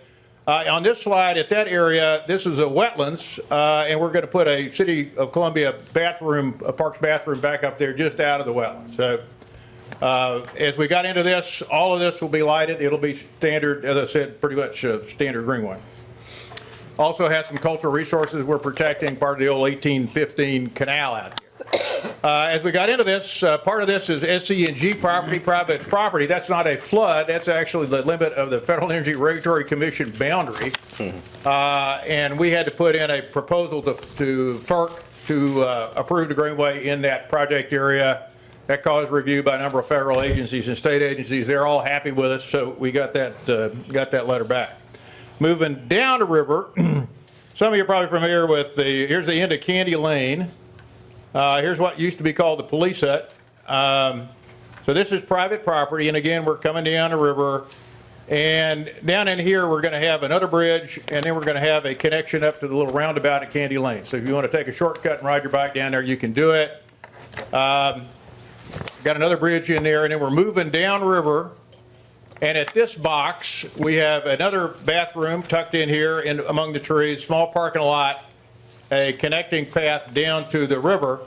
And then we're right at the Mill Race Rapids, which is the most exciting part on the river. There is an old dam, pre-Civil War, and we're leaping over that into this next box with a 12-foot wide boardwalk. We'll have a bump outs of 4 feet, so we'll have traffic way of 8 feet. And we're really going to land on across these rocks until we get down to zoo dirt over here. All of this is just outside the federal boundary. We're back on zoo property. So we're landing on Satch's domain, and then we're going boardwalk, more pathway. In the parking lot, Satch has agreed to put in a maintenance and city parks maintenance building, which will have some storage space for the fire department. We're talking about who gets what, but that'll be right there in the parking lot bump out. Another bathroom here. We've got some picnic tables already installed. We're going to put some more picnic tables in, so folks going to the zoo can come out and sort of enjoy the river piece. So then we're going down the river underneath the Riverbank Zoo Bridge, and then headed back into the wilderness again. Again, that gets pretty thick. So there's the zoo proper. Satch's new entrance is coming in over here. So we're going around the zoo into pretty rough terrain, and then we're coming down around their parking lot, and then back down to the confluence of the Broad River and the Saluda River going this way, and we're getting access to that first big island. So that the phase 1 documents approved by the county stop right there. So all that's in the package. But what that allowed us to do, we were working with a private foundation. The city owns the big island, and the city has given us permission to go out and survey wetlands, do geotechnical work and the like. And what our expectation is, if all works out, we will have a private donation which will build us a bridge in here. We will scoot it down a little bit and then do a loop around the island. So that will be added into the Greenway pretty much as the other Greenway moves forward. So that's looking back up the river. There's that big island. There's the passage. Here's where we just came. So we're going to build a bridge from about right there to right there and then loop around that island. It is truly gorgeous, and right now you can't get there unless you're really trying awfully, awfully hard. So as we move forward, this is the end of phase 1. We will, as soon as we get this out for bid, we're going to start working with the county on phase 2, design, engineering, and permitting. And then phase 2 will go from that dot under railroad, under interstate, and then back up here to the shortest distance across the Broad River. So here's the interstate, there's the railroad, Columbia City Canal. So we're coming up here to a short span and cross that piece of the Broad River and softly land on the canal. So that will be phase 2. So the intended outcome is get phase 1 out, get it advertised, get it bid, see what we got back with the cost, and then go back and work on anything else that we can add back into the project to make phase 2 work, get the bridge built and the like. We're on the phase 2 piece, fortunately, this is City of Columbia property, this is City of Columbia property. We just got to do all the permitting and regulatory to get the bridge in. So it's a pretty exciting time. We've been waiting a long time to get this guy out for bid. I'm happy to bring it back for you today, and if you have any questions, be happy to answer those. Mr. Devine? So Mike, when you mentioned the soft landing on the canal, is there going to be proposing construction that would attach to our canal, or? Well, we've already got one bridge that attaches to your canal now. So if you look at the Broad River Bridge where we landed off the north side of that bridge, what we're looking at probably is a bridge structure like the one we did down over Congaree Creek. It's about a 315-foot bridge. I think this is 400 and some change. So what we probably end up with is we will land out here in the water, and we will build a bridge so that we are supporting that bridge on piles which are in the water. And then we will just take a soft step over to the canal. So we would do geotechnical on the canal as we did on the landing off the Broad River Bridge, but we won't, we'll get that approved by city engineers and work. So intended outcome is to do a freestanding bridge right out here without damaging or threatening to damage anything on the canal.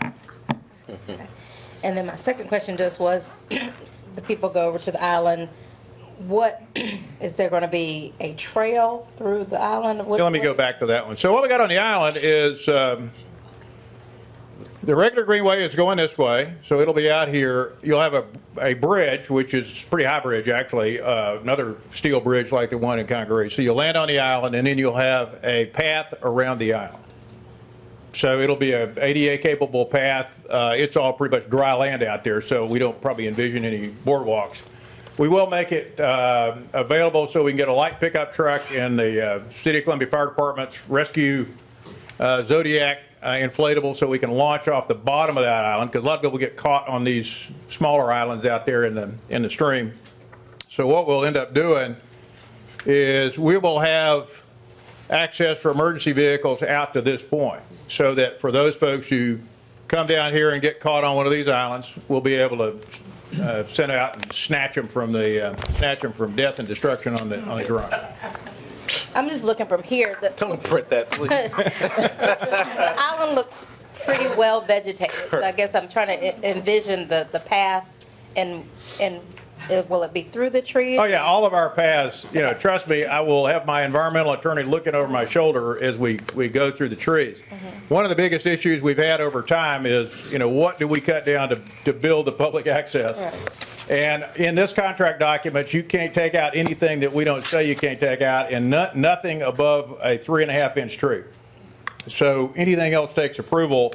The way we wind this through on the 3 miles of Saluda, we're not taking out anything over the 3 inches. I mean, in some cases, we are literally scooting between two, what we would call in the tree ordinance, grant trees. So on the island, it's actually a little bit easier because there's more underbrush. A lot of this is underbrush as opposed to, that's an easy one to do. It's going to be a trail that looks like this. It'll have a little overlook at the end of that island, and then scoot back around kind of on the high ground in here, so we're not having to go up and down. So all that will be a very, very sensitive layout of the trail. Everything we do is hand laid out. It's all, as we flag it, we then bring in a contractor to agree on that with our landscape architect. Then we form it with forms, and we agree on where the forms go, and then finally we pour it. So And call boxes and like you have on. yeah, call boxes and lights. The city asked us to keep the call boxes in.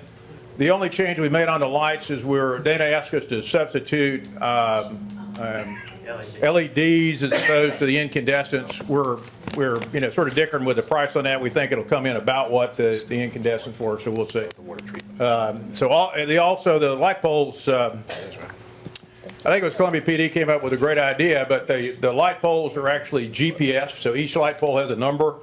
Each number is clicked into the 911 system, so if you break your foot at a light pole, you dial 911, you tell them what light pole you're buying, they know exactly where to come and get you. It's worked really well for us. The lights, even at night, you go from pool of light to pool of light. It's safe and secure as the rest of the Greenway, and we've been very comfortable with what the operational experience of that all is. This has been, Mike, this has been very exciting and great work done by the Alliance. I'm excited about it. As the crow flies, what's the distance from that from the island to the canal and back? Over here? Yeah.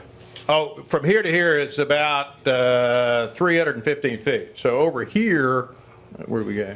100 yards. This guy is about 485, I think. So 485. Okay. Yeah.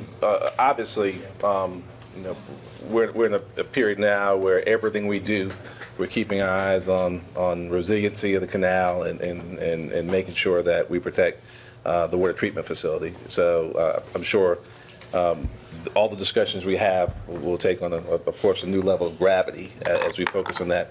I'm trying to get my bearings. So we're north of the water treatment facility. So if you're, right? Way north. We're That's 26. If you go 126 Yeah, up, 26. take a look to the right. We're up there. So the water treatment facility. Let's see. This is about a mile to the end, so we're about 1.5 miles above the water treatment facility. North, right? Yeah, we're up north.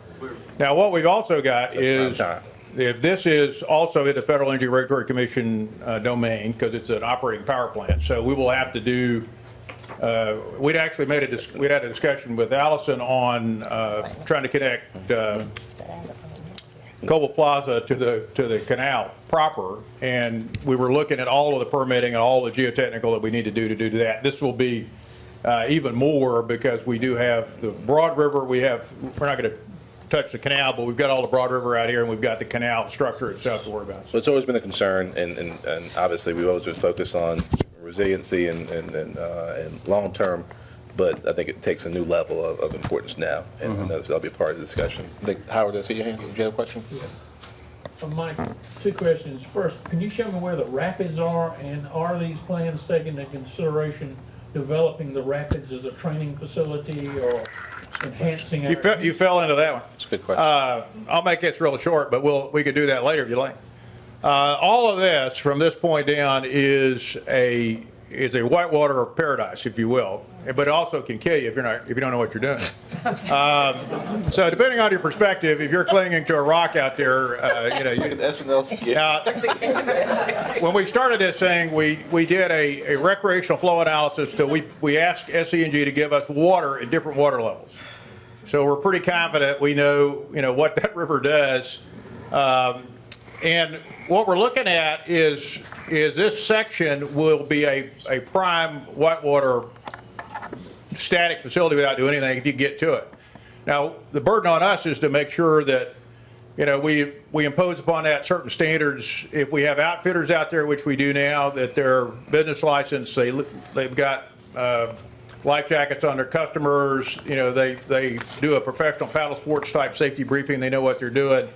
And I think that what we'll have to do really is to pose some park rules, which Allison Baker and I have talked about, similar to what's been done in Richmond and other cities, is to, if you launch a boat from a city property, you got a life jacket and you got a paddle and you don't have a case of beer in the bulkhead there. So, but on a training facility, we were able to convince USA Canoe Kayaks, which has the facility in Charlotte, to use this for wild water events, whitewater events. 2007, we've been in the youth world wild water. So this has got incredible capacity for what I'd call unique tourism, but it's also got incredible capacity for people just to get out there with a inner tube. There's a guy who started the inner tube stuff, and people laughed at him, but I looked at his numbers. He had 6,000 people float down there and pay him for the privilege. And they ended up going from right there below the mill race, which is the dangerous part, and they floated down to West Columbia, and then they hang around and they spend money. So the more we can do that safely, securely, and actually capitalize on the marketing aspect of that, I think we're really going to see something go. So that's a short version. Come over we'll give you the long. Can you talk about parking? Parking is a problem. How are we going to solve the problem? Did you have to go? Now, what we've got is, let me get back to that. We're going to create a parking, the only parking that we were able to shoehorn in this project is at 40 spaces. Now, the Candy Lane belongs to SCDOT, there's private property up there. We have the physical capacity for extra parking. And so what we're going to do as we get into phase 2 is say, okay, how much money have we got left in the phase 2 budget from the phase 1 budget, and what can we do with regard to the parking itself? A lot of options that we've looked at involve deals with private property owners. They can't use their property. Some of it's federal floodway. Some of it's got things on it that won't allow them to use it for commercial development. So I think there's possibilities to expand the parking, and what we propose to the county is, let's get this out for bid, let's get a hard number back, that tells me how much money I got left, and then allow us in the phase 2 design, engineering, and permitting analysis to go back out and look for more parking. So we're certainly not gonna solve it with the 40 spaces. It'll be gone as soon as we cut the ribbon. Okay. Anything else? Sir? I know we talked about private properties right away and trying to get easements. Are you having difficulties, or you've got all of them? Well, let me show you the big map here, hang on. On this is SE&G, and this is SE&G, and we have a draft agreement to the city attorney to do that. So we have done everything we need to make them happy, to include the FERC piece.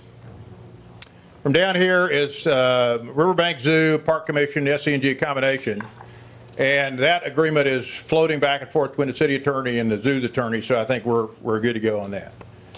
This is from, I'm looking through my bifocals, from here down is a large private property east. The River Alliance has that agreement, which will be transferable to the city. John drafted that. The property owner's happy. His development guy is happy. And then we have another piece which is actually for sale, but the property owner has given us access to do the greenway. So the two largest parcels, we still have an issue. We're discussing with the city attorney what to do with a 150-foot strip, 50-foot wide in the floodway. That's the one we'll probably come back to you and ask for some help. Clarify, just to be clear, SC&G and the zoo, and I think it's 3 different private property owners who either signed their agreement or they've agreed in principle, they're just working out the details with the city.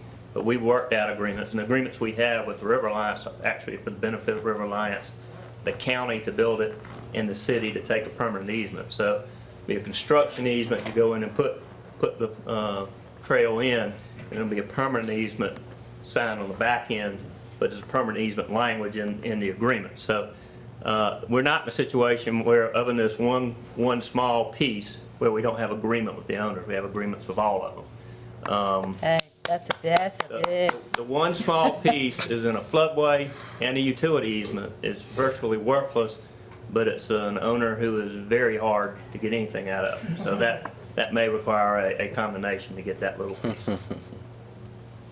And I think, as always, the property owners see the benefit of, what we're trying to achieve, particularly the largest private property owner. He wants to, work with us. And I think that we asked for the minimum that would allow us to do the project. I think there's other capability of expanding that inland because we're still dealing with a federal floodway that's about 140 feet deep into the property. So ultimately, I think the discussion can continue on, at some point, what else do you want to get rid of and add to the buffer between development zone and park zone, if you will.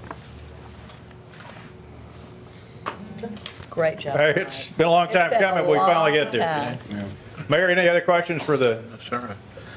Thank you, Colonel. Thank you, sir. Thank you, Mike. I will not steal your finger. Our next item is. Please be careful wherever you go. Our next item is the funding for the Vista Yellow Shirts program. The Honorable Tamika Isaac Devine. Okay. I asked that this be placed on this agenda, like I mentioned at last meeting. The Vista, well, let me go back a little bit. Last year was the very first year of the Yellow Shirts funding, or Yellow Shirts in the Vista.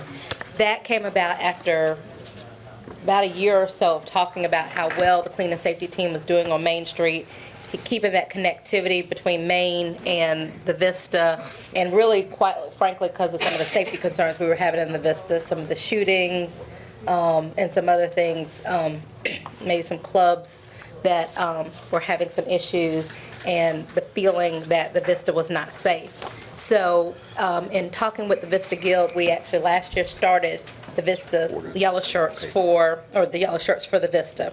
We funded it for the first year. When the funding came up, or the application came up for this current fiscal year, and we went through a laundry list of hospitality tax things, we did not fund the Vista Yellow Shirts, but we said we would come back to it, and that was prior to adoption of the current budget. We've never came back to it, but because of their good fiscal stewardship, they actually carried over money. Which He's up there. How much? They carried forward $105,000 to help, because normally if their funding would have started July 1st, then they would have gotten funding then, and they would have been able to continue the Yellow Shirts. So we have never gone back to their funding, but we did talk about coming back to it. We never did. In light of several things, we've had some funding issues.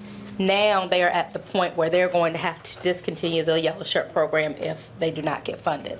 So I've asked that it be placed on our agenda for discussion and Mr. Bedore asked me earlier, was I asking for approval of funding? And yes, I'm asking for approval of funding. My understanding is that in order to continue through June 30th, they need $125,000. Ms. Wilson and I think Missy and others and Libby met with the Vista Guild, and quite frankly, we knew that 125 was not possible. But what I am proposing, and I didn't want to tell the city manager where I thought the money should come from, because I know there are certain commitments, but what I was asking is that we allocate $75,000 for the Vista yellow shirts. They would come up with the difference to continue the yellow shirts through the end of June, and then through the budget process, we will handle it the way it should be handled next year. And not saying they handled it incorrectly. They had their hospitality tax funding, and then they had their request for us. We handled other requests, and we never went back to their requests. So Ms. Wilson can say, I know she and I talked about different pots, and I don't know if we've, I know we had this that we just went through, so I don't know if there's an actual source. Last time we talked about there was money in contingency. I think there might be some commitments there, but we do have our surplus. Right, and that, I would just, I guess, caution council before you would make a commitment even of the 75,000. I mean, are we going to hear from the Vista Guild today on what their commitment is as far as the balance? And I think her concern is that if we give the 75 and that only carries them through March or April, are they still looking at discontinuing the program? And then therefore we put money there and it still gets discontinued. And I share that concern, and I talked to Richard about that, and I think he can come up and address what they've done. They've talked to some of the property owners. I think they've talked to the merchants, and I think that they have at least a plan. I think they've talked to Block, and they have a plan if they were allocated 75 to be able to continue through the end of the fiscal year. Well, it'd be a combination of probably relooking at our budget for what we have left over. It would also be working with Block by Block, and Matt is here to talk about scaling the service down to meet the budget. This is not just a Vista Guild thing. This is a district thing. This is everything from Colonial Life to the CVB to My Carolina, my alumni, the State Museum down to the river. The conduit is the Vista Guild and these purposes, but it's not about just the Vista Guild. It's about the district. So we will reach out to any partners that we can. We're going to be stuck in the same situation come April, May, because if we have no clarity of funding going into next fiscal year, then it'll be all over again. The $105,000 was the buffer that we used to get through not having clarity of funding, and we've now used that up. We're probably projecting to be through with that funding in mid-January, mid to late January. So, but we'll look. I mean, and I've told Tamika, I've talked to the mayor, new council members. This is not something that just happens overnight. If there's a game plan to be had, we need to look forward to the end of 2016 or even to the 16-17 budget year to see how we're going to tie everything together and go forward. But it's really, is it a program and a service that you feel like is important to probably the greatest visitor participation in the city of Columbia? I don't think anybody denies I've never heard greatest visitor participation. Well, but I think it's essential that we continue having yellow shirts in the Vista. We got to figure out, obviously hopefully the importance is shared by all council members. The need for this. Obviously, the way that we've gone about providing the service in the past through partnership with the City Center Partnership and the way it's funded through the bid and supported, of course, with H-tax dollars is very different with the lack of a bid in the Vista. I know there's always been some people down there who support it and some people who very loudly oppose a bid, which has complicated the issue. But the significant amount of H-tax dollars and the leading area for visitor participation in the city. I mean, there's no doubt, I think, in anyone's mind that the Vista is just on fire. I think about 1.5 million comes out of, for H-tax out of the Vista. Yeah, and then, of course, looking at the significant amount of new people we're going to have living in the Vista and walking. And visiting in the with Vista. hotels. I mean, we've Oh, got yeah, a number I of mean, hotels coming. And I guess from my standpoint, I look at it as in, what we don't need is someone to have a bad experience in the Vista. Yeah, sure. And the number of visitors that come to the Vista, I think that when we started the clean and safety team, it actually allowed our police to really do police work versus doing some of the things that they were doing prior to having the yellow shirts. And I'll be honest, and I think Richard would say this, we had a meeting and our meeting wasn't, yeah, tell me how much you need and we're going to get it to you. I think I was very frank and honest with Richard about. Well, you were passionate about keeping the program. I was passionate about keeping the program, but I was honest about that the city, we had a very, I think, lively discussion regarding the city's priorities and whether or not we felt, and where we put our money. What I think that we came away from is understanding that this, for me, this is important to the city. And as the mayor talked about, I think it's a little bit different than Main Street. And so you kind of have, is the city going to pony up money, or are the merchants and the property owners going to pony up money, and is it truly a partnership? And I think the way that we left things are, I think if the city shows that this is important and it's a commitment, Richard has agreed with the leadership of the Vista Guild to look and work with us on long-term planning, and whether or not this partnership includes participation, financial participation from some of the big people that he talked about, Colonial Life Arena, Alumni Center, anyone else that certainly would see a benefit from this. But from the city's perspective, I do think that there is a benefit to us having the yellow shirts. So I wanted to make that clear that this wasn't just, yes, we're coming again saying we want money and we want the city to put it all up. That's why I'm not advocating that we find the entire amount that they're asking for, but that allow them to have money to continue. And Richard and others will be looking at how do they make what we can give work, as well as working with the property owners and other interested parties to coming together for a long-term commitment on, if we want to see this program continue, how do we get it funded long-term? Is that accurate? Yes, and I can't speak for any of those large players, but it's a very big district, and there are a lot of players that we need, including the city of Columbia. You have a number of parking garages down there, et cetera. So there's a lot of people that need to have a seat at the table. And, it's important, and we can never look at this as being mutually exclusive. And are we going to just market, or are we going to do clean and safe? I mean, we don't want to just do clean and safe at the expense of marketing the Vista. The marketing aspect of it, the raising of sponsorships, the trying to find funding mechanisms through our festivals and what have you that we're generating are important. Sure. I think the point I was trying to make earlier is that this needs to be a priority, and we need to make a policy decision as to exactly how we're going to see it continue long-term without having to revisit it every year. And while you agree with me, Rev? Yeah.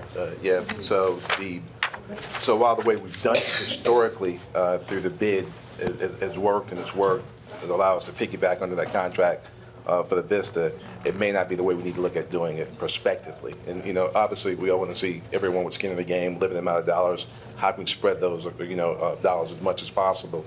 But we can't take our eyes off the ball. We gotta make this happen. So that's a decision we're gonna have to make with some degree of finality at this budget year. So just want to say. I just want to speak to that briefly, Steve. Sure.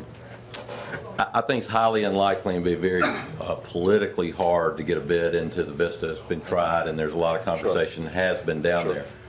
Part of what we're trying to do in Vista Guild is create the excitement and the membership in the Guild where perhaps we can create some funding voluntarily through people coming in. But it's going to take time for us to get there. That's why it's very important we have the support. Having been on the corner of Gervais and Lincoln and walking back and forth all these years, it's like night and day. And of course, that's our front door to the convention center. People come straight down into that corner. It's very important. The way the city looks, it's the Vista Guild, as Richard said, is kind of helping shepherd that process, but it's what people coming from the outside and look at. And I think Bill Ellen has written a letter in support, and I was just in the other day with the bars down there and saying, we got all these people coming in on Sundays and Mondays now. We're busy, generating a lot of activity.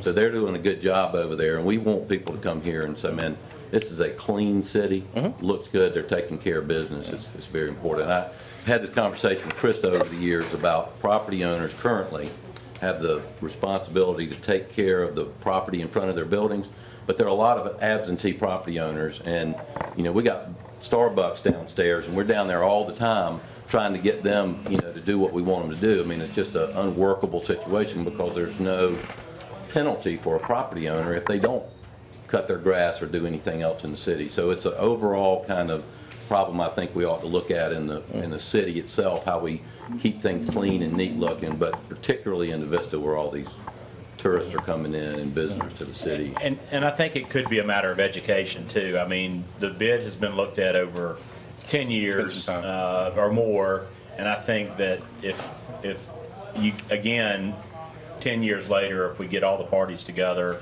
and we see how it's fair, it's equitable, and I don't even mean to call it a bid. I mean, whatever, it doesn't matter if it's a bid or if it's a voluntary program, if it's back toward, equitable toward the membership or to the greater business owners down there. Whatever vehicle, what the whatever answer vehicle. is. Yeah. But it is a service, it's something that needs to be thoughtfully put together. But the opposition hasn't been from absentee landlords, it's been from Oh, yeah. some Well, some who are quite present and accounting for I'm just being realistic and about enjoying pursuing that. It's gonna be. daily bill protections too, so. We'll be having more What is, Rev? Yeah.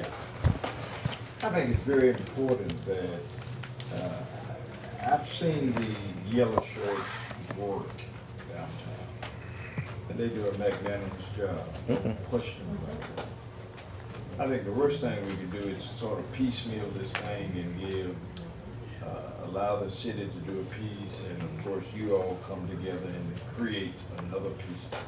I think the mayor is absolutely right. There has to be a policy in place so that we don't run up against this next year or the years to come.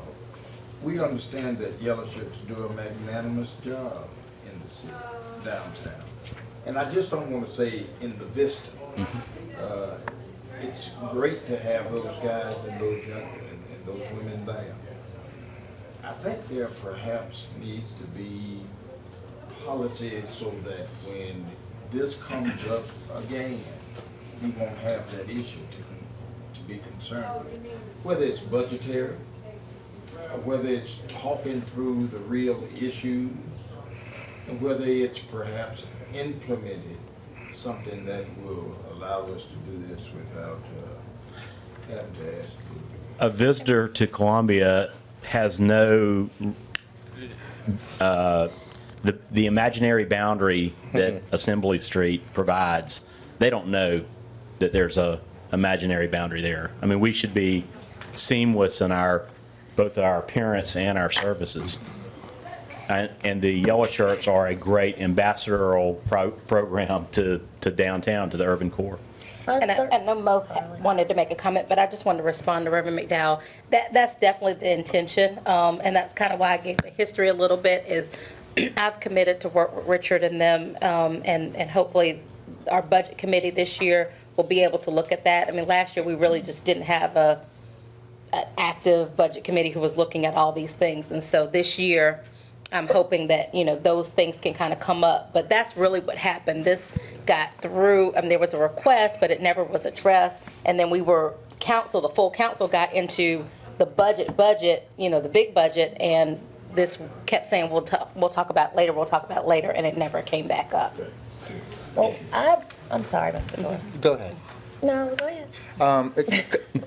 So the 75,000, how long is that going to last you? That's my question. I certainly appreciate all the wonderful discussion about how wonderful it is moving forward and everything. That's a very but good We need a question. solution today. That's a very good question. Remember, we work with block by block. We actually write our checks for the program. The Vista Guild is a conduit, but we get our invoicing and we write our checks to City Center Partnership. So first comes, what can we get funded for? And then I'm going to have to sit down with Matt and his team and say, how can we budget this money to stretch it through to the end of the fiscal year? That's backwards. I think we need to know what that, I Well, don't think it's, I don't. But he's saying that they need 120. If you said that we don't have any funding, the program just, we have no money Okay, to. but what would you get if Ms. Devine's request is on the table for 75,000, Richard? Then what will $75,000 Well, do? 75,000, if we reduced our budget some, if we went back and we tried to find some in our budget, in the Vista Guild budget, which as of July 1st was, we allocated to all of our various events and programs. I'd have to sit down with City Center Partnership and see where we can pull back on the level of services. I mean, you know, you have a finite amount of money and you have services that you want to render. They have to marry. Kidding. Oh, right there with What you. you and I talked about With the last whole week city. was that our commitment, we would want to know that it would last through June 30th. And I think what you were saying is that you wouldn't be able to provide the level of yellow shirts that you do right now with a 75. But when you got back, you could provide yellow shirts. You could provide the service through the end of the fiscal year. Again, knowing that you need some certainty moving forward, but you could provide service through the end of the fiscal year. It just would be not the level that you're currently providing. We might have to cut back, reduce some hours a little bit, but, you know, that's a lot different than discontinuing the program and having to reboot next year. I think you have our commitment from the Vista Guild to make the money work. You know, that's what you're asking. How do we make that money work? We're in January. We need to get through June 30th, so we make the money And it work. could be contingent. I mean, we're not talking Yeah, about that's what I'm that. saying. We're not talking Contingent about that. upon it operating until June 30th. We will make it work through June 30th. You have our commitment on that. I'm not speaking for the board, but you have my commitment on The that. business comment, or the common sense would be, you might want to get back with Matt and come back with us next week or next council season and say, okay, we got it worked out. We're going to need 75 or They will have to 76. lay We will have to discontinue the Yeah. program. They'll have to lay people off if we don't do it today. Well, let's talk about the Yellow Shirts program and how Matt, how you this wanna- whole thing started. You don't have to. You know, back years ago, when Main Street was having issues with security, you know, the Yellow Shirt program was established, agreed on to be paid by the Business Improvement District, and the owners actually of the Main Street that came up and basically funded the program. Now, we've funded extra funding for the Yellow Shirts through the hospitality tax, which I think is very eligible for that tax or for that service. Now we're talking about general fund money, that we're taking money out of general fund to give it to a Yellow Shirts program or another program. That's a different story, number one. Number two, you're opening a door for 5 Points to come and ask us for Yellow Shirts money, Divine Street to ask us for Yellow Shirts money, Main Street, North Main Street, everybody in the city corner is gonna come and ask because it's a general fund money. It is not a hospitality fund allocated funds. So that concerns me, because when you start dipping into general fund money into a private company or security service, you're gonna have issues. And that's the problem that I'm having with this issue is, if you start using general fund for Yellow Shirts, everybody in the city will come and ask you for the same thing, even though they're receiving hospitality tax funding. Well, I'm not asking you for general funds money. Well, there is no other money, Well, I mean, Richard. but that's not why I'm here. Well, You know, maybe as it relates to this request, but you guys are getting specific now into what we're doing at this very moment.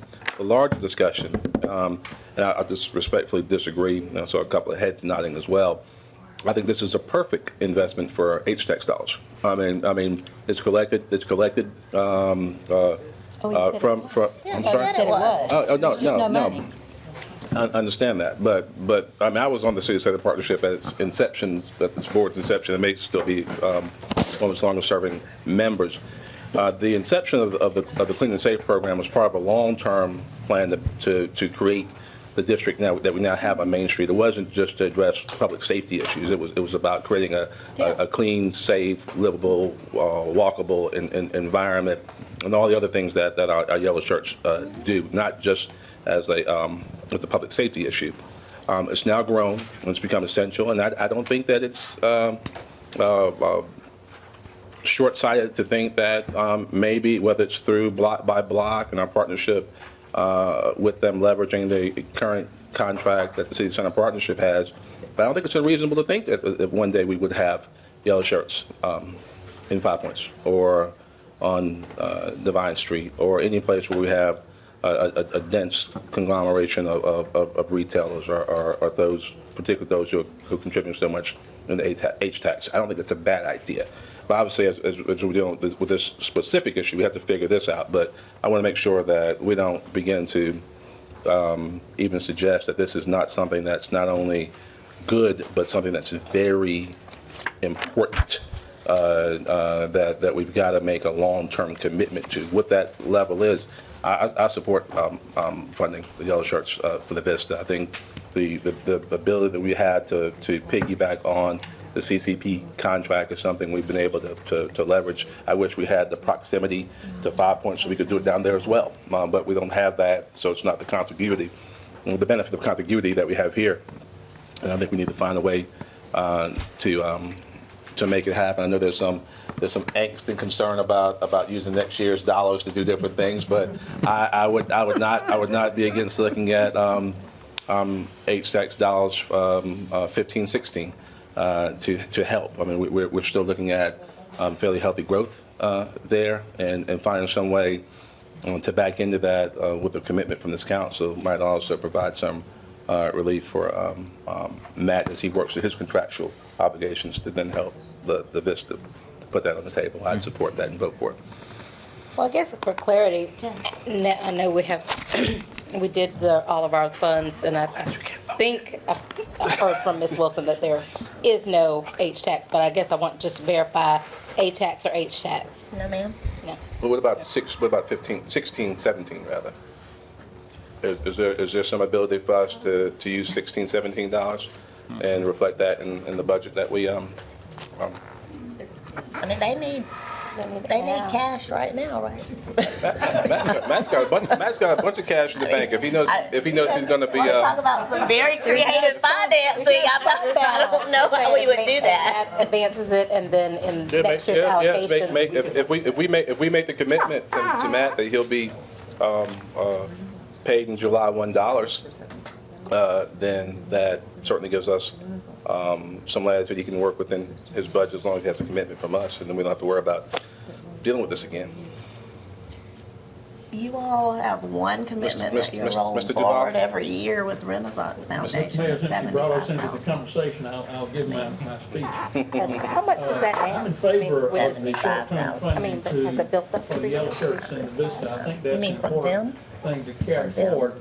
As I told Richard when we talked on the telephone, though, I think for the long-term solution, you got to do a bid. I would be glad to work with the Gill and all the people in the Vista to convince them that that is a doable thing.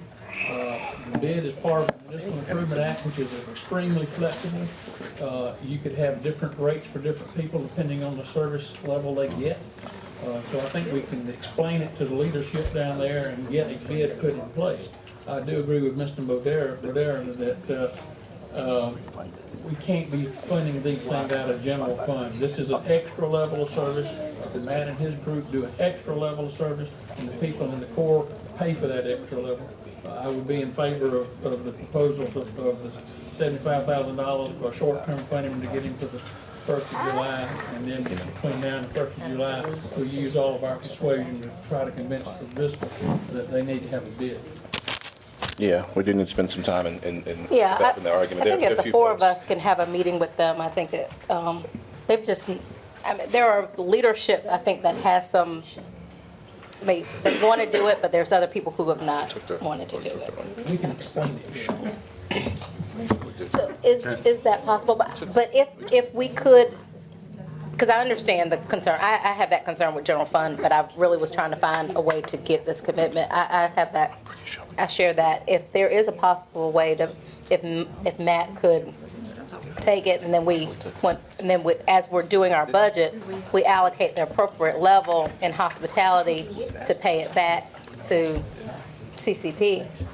Can we, how about, can Matt just maybe carry over for a couple of weeks till next week and maybe ask staff to come up with some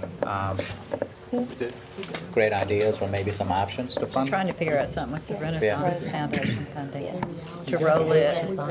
I would be all for it, because I don't think that's going to happen. How much is it? I wish it was going to happen. I wish too. Well, how much? Let's wait until next meeting. How much? I think that, I'll second that. It's 75 that is allocated. That's been, we reallocated that already. We did? Yeah. We reallocated it already? Can we take a, let's move on. Can you guys, maybe you guys and staff, and go confab and figure out exactly what we can do, but I know we'll have to take some action today. I'm Yeah, prepared. well, let me talk to Matt. Okay. All right, so, you want to move along? Yeah, let's move along. Let's take Okay. a little bit of time. All right. So Renaissance is not an option. No, it's gone. No, we're not taking a break. Was reallocated into the We're gonna keep on moving with the agenda. Okay. Is there anything else Give me 1 second. like that? That's a time? Foundation, but I don't like that. It's always- We're gonna break, yeah. We're the only two here, So is this an official break, or I you guess want me it moving along? is. Okay, Yeah, official break. yes. Yes, sir. You're not breaking, Sam. Okay, Sam. Okay,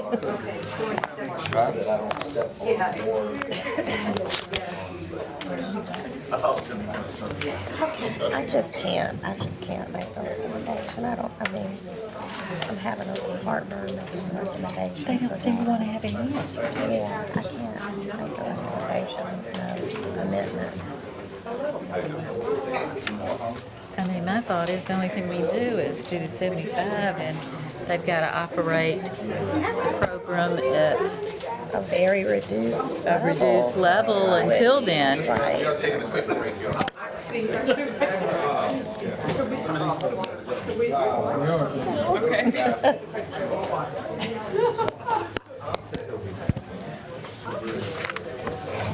Do you need assistance? No, I'm good. Okay. So what do y'all guys?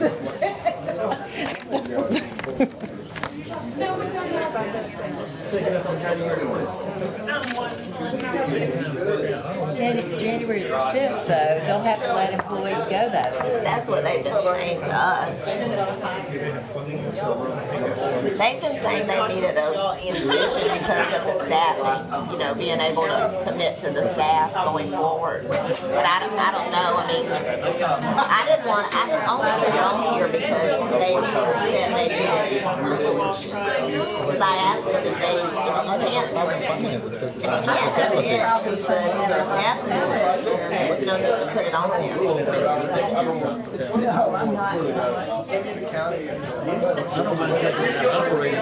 For this one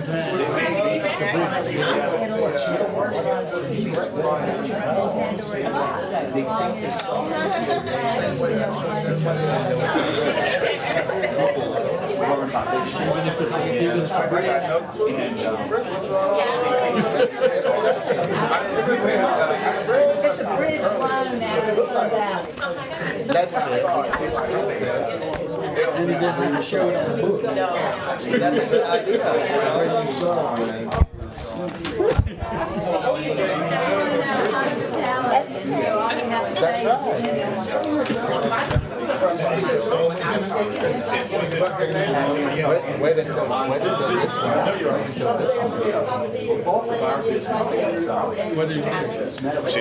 She's still talking. I'm fine with either way. We can do it now, we can do it later.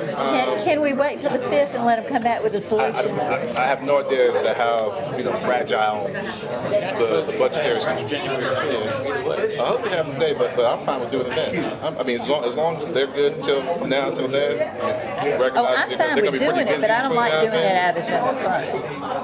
Having some adult supervision. Okay, we're wasting our limited time. Yeah. They give us a chance to talk about it. My sense is nobody's talking about exactly First I'm hearing of it. what the needs are. What the numbers are. So whether it's today, if he says they can wait till then, I think they're comfortable. That's what They'll this have the request broad is gonna be support. for. How much more we got on the agenda? Sam's proposal. Sam Davis. I'm ready to go eat. What we put?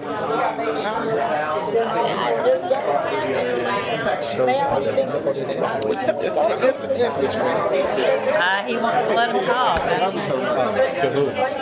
Tamika's talking.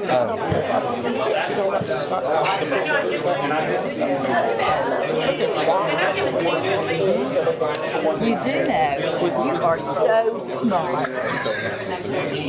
You are so smart. I got it.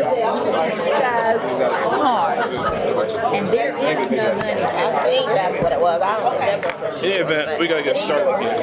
So smart. If they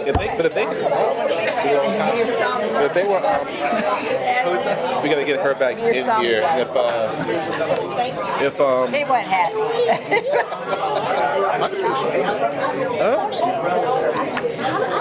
I'm saying support it I'll support from 16, 17 funds to the city center park. Yeah, I think that's the only way to do it. And if not, we can do it. We can. Y'all want to use CCP and they agree to it, and I don't have to. That's good. I guess. They're going to give their money to them? Hey, if they want willing to, that's great. Supplement, not supplant. All right, time to get this party started, y'all.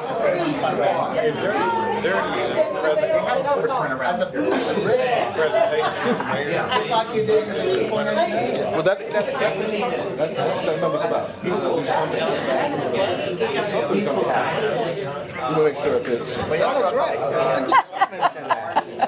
No. The answer is no.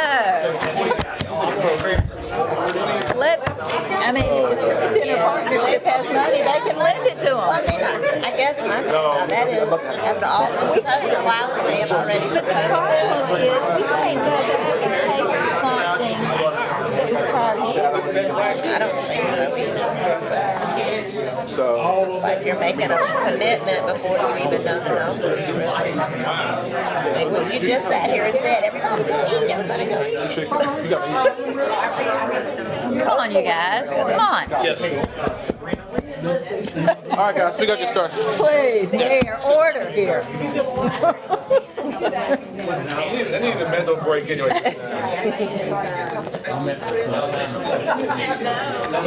Oh, look at her colors. Sabrina. I'm telling you, that's one of my favorite colors. Hey, Sabrina.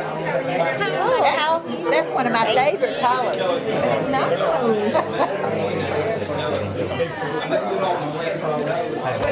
That's Sam's. This is Sam's. Yeah, you know what? Oh my God, it's something I forgot to tell you. I could remember. So don't forget. It's not a coincidence. It's just that they're not depositing those. I was in the bookstore one day. I forgot. 6 months ago. They had 2 on the shelf. I was like, oh, one for Pam and this one for me. And I keep forgetting to bring it. It's sitting in my living room.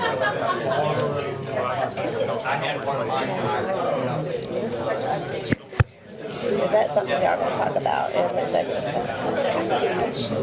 So you need me to add You it? were looking so nice. I mean, just like you feel good. There was a period of time when you actually felt, you didn't seem to feel good. I actually went to bed at 9:30 last night, so I did wake up feeling good. I'm saying you are. walked in and I said, she's got a little pep to her. You know, you can tell you're feeling better. I went to bed at 9:30, it was perfect. But this is what I called you about. I called you about what you were wanted to get done on the yellow shirt.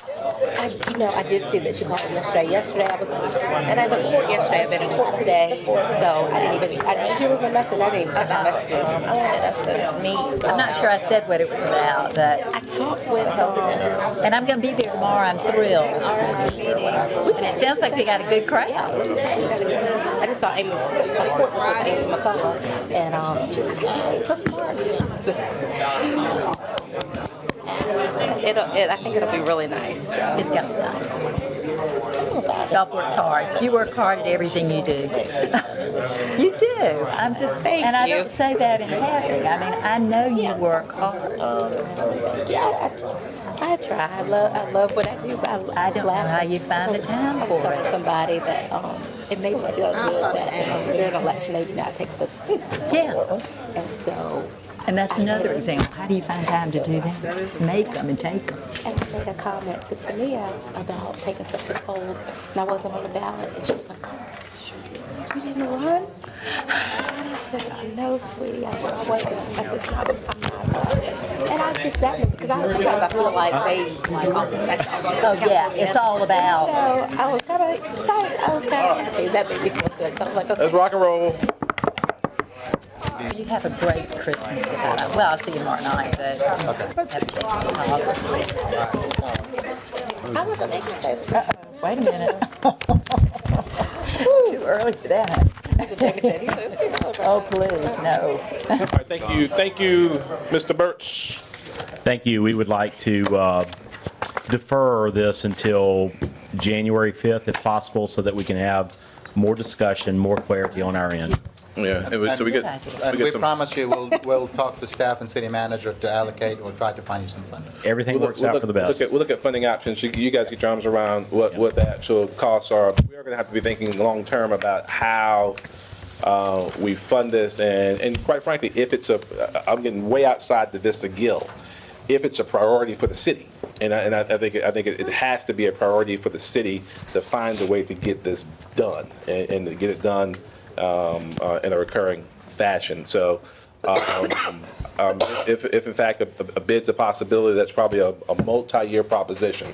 That's further out. So we're going to have to seriously think about whether or not that's a real possibility, or if there's some hybrid format or what have you. But you guys spend some time talking, see how we continue working with CCP to make something happen. Let's get some hard numbers, and I feel fairly confident we'll have a broad consensus as to how we fund it with finality on January 5th. We will make it work. Can I ask a question? Yes, sir. Yes, And, Mr. since we're having this discussion, I know the Vista had a TIF at one time, and I don't know if it's matured or not. Is there any surplus or anything in that Tip is long. that is somewhere, or, I mean, Tip is long been look gone. at, Many years ago. Yeah, it's been long gone. well, I just didn't know if there's anything Where's still that? out there. And I don't believe this would have been an eligible TIF expenditure. No, you had to detail. Yeah, this wouldn't have been eligible. All right. But it's just, hey, Thank you.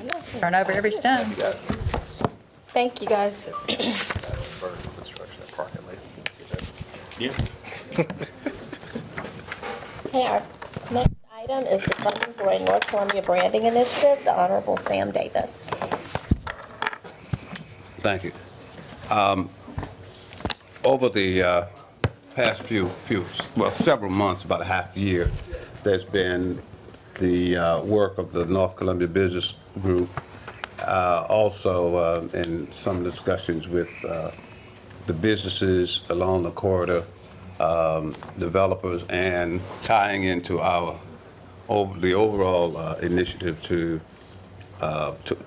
attract and sustain quality businesses along the North Main area from Elmwood stretching to the Columbia College, which takes into account the entirety of the streetscaping that's targeted.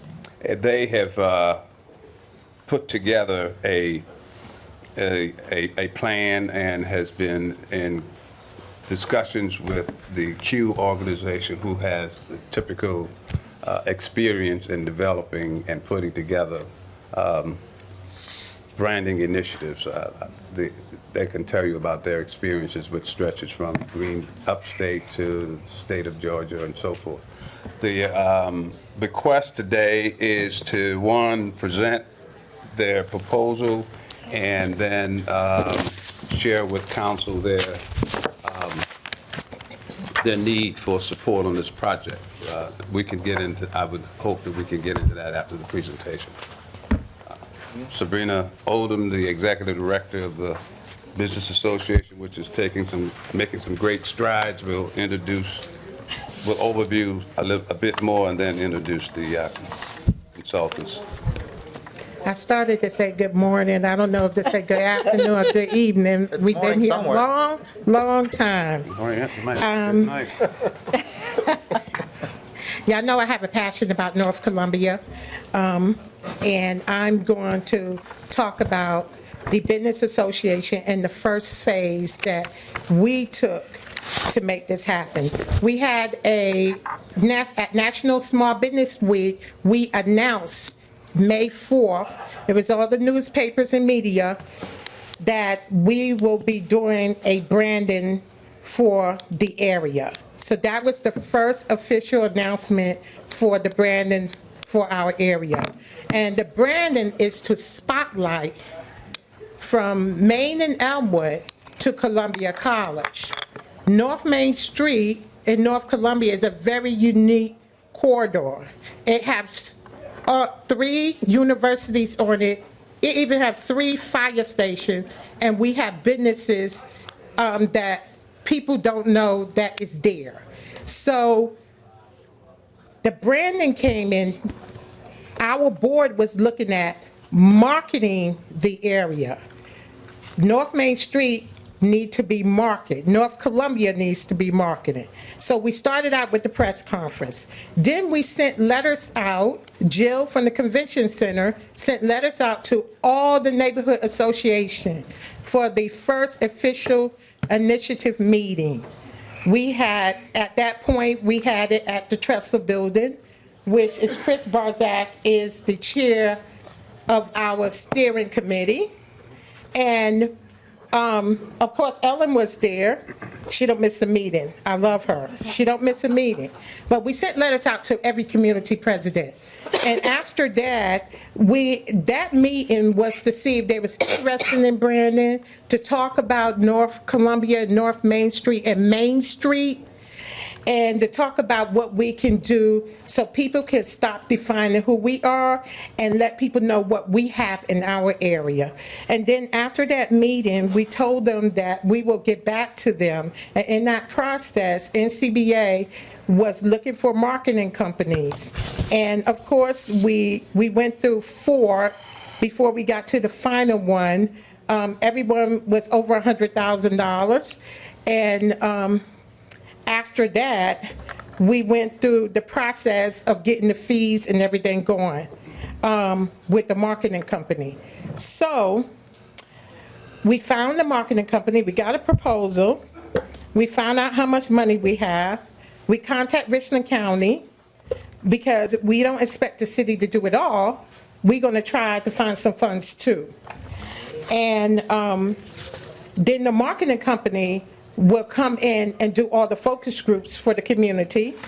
We want to create a seamless look from Main and Elmwood to Columbia College. And we just want to begin. I think North Columbia, Main Street, North Main Street, and the corridors, Faro and all of them, has been patient long enough. We've been waiting and waiting patiently and waiting and waiting. What we want to do is put some tax rolls in our community. And the way to do that is we market our community so small businesses will want to come to that area and know what we have in our area. So it's very important that we start this procedure so we can get North Columbia moving in the right direction. We are grateful for what you have done for NCBA. NCBA was not, we started in 2008, and we just start getting funding from the city 2 years ago. So we worked it really hard to make things happen on North Main Street. We waited, and we waited patiently. And patiently, we waited and said, okay, everyone listened to what we had to say. So we want to start the marketing procedure. So at this point right now, we did find a marketing company, and I will present the marketing company to you. And in front of you is the proposal. You have any questions? They will go through the phases. And if you have any questions, you could just ask the marketing company, or if you have any questions for me after their proposal. Q, we have Melanda and Scott. Could you come up, please? And we had a lot of our business owners here earlier, but they didn't understand how work session worked. But we do have North Main Street Bakery here. I do want to announce her because I'm so happy that she's in our community. The popcorn people been here. David, a lot of people was here earlier. So I just wanted to make sure I announced their name. Okay.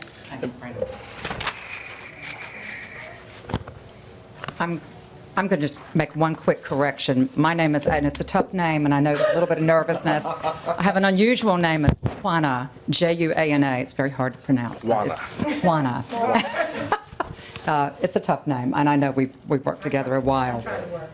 And Scott, so thank you for inviting us here today. And I have to tell you that we're extremely excited, and we're excited because one of the things we've heard today is all this wonderful news about development of the Vista and the River Alliance, et cetera. And that kind of plays right into what Sabrina and Chris, I think, have been targeting and trying to do for North Main. We got involved in this several months ago. And actually, in the beginning of this, it was talk of a rebranding. And we took a step back, and we said, we can't really rebrand an area that doesn't really have a brand. So this was kind of the first step of where we need to go, to develop this area that I think, and I believe they think, and some of the business owners, et cetera, think, has been an area that's maybe slightly neglected over the years, that hasn't had a lot of attention. And as Columbia continues to grow, and the way that Columbia is growing, it's been phenomenal development really in the last 21 years since I've been here. It's been astounding to me how much the city has grown. Typically, you have to grow beyond the existing barriers. You have to push out. So we have this area that's kind of its own little unique area with its little own special vibe and that type of thing. Great neighborhoods, great areas from Elmwood, Maine, out to Columbia College that we think, with the right marketing, the right branding initiative, we can develop the right way. So what is a brand anyway? And how do we do that? A brand, really, a strong brand promises quality. It defines an essence of an area or an organization. That's what a brand does. So in order to truly brand and market North Main, we have to almost start from the beginning. And we start with, and I know that all of you have proposals. I'm not going to go through the whole proposal because we could be here for hours. I don't think you want that, but we're certainly open to discussions or meetings afterwards if you need that. But really, we start with research and education. A lot of different things, sorry, Kat. A lot of different things had been talked about in the press. There was very positive press, but really going into the areas of talking with developers, potential developers, neighborhoods, Columbia College, existing business owners, and what their insights and what they think is vitally important to how you strategically position a brand. So we've started in that process a little bit already, actually. We went ahead and had 2 meetings with developers and then with business owners to kind of talk about really what this is all about. And I know other meetings were held prior to that. So we start with research and education, and from research and education, we conduct an analysis of our findings with recommendations based on that. And typically when we go through a branding process and we talk about recommendations, we're looking at low-hanging fruit. It can be in different categories in how we do that because, let's face it, not everyone can do everything they want to do. Budget is always an issue. So we start there, and from there, we then move into the brand development phase. And the brand development is really the key area in how we really talk about North Main, North Columbia, what it is, what they want it to be, and what it can be. And sometimes those are different things. So we have to be very careful in how we go about developing the brand itself. And they're all different facets of the branding, and it's, again, in your folders, from a brand style guideline to website development to all these different things that kind of encompass this, whether it's logo, whether it's collateral, whether it's social, all the different types and forms of media. The name. Oh, and that, I was going to talk about that last. And the actual name. And all of these things, again, come from research. And we know there's been a lot of names already thrown out there, good names. We're testing those, and we want to continue to test those names, again, once we get all of our findings, to see what really will resonate, not only with existing businesses and residents, but what will resonate with people that we want to attract. Because it's important that when you do any type of branding initiative, that first you maintain the strength of where you are, and then figure out how to gravitate outside of that and bring people in. So those are the key elements of that. And the third phase of that is execution of the brand. And that's kind of the fun part, where we actually help create events and do different things that will bring excitement, we hope, and bring developers and others into the area by creating a lot of great publicity, a lot of different events, and things of that nature. We have put together a budget here of $60,250.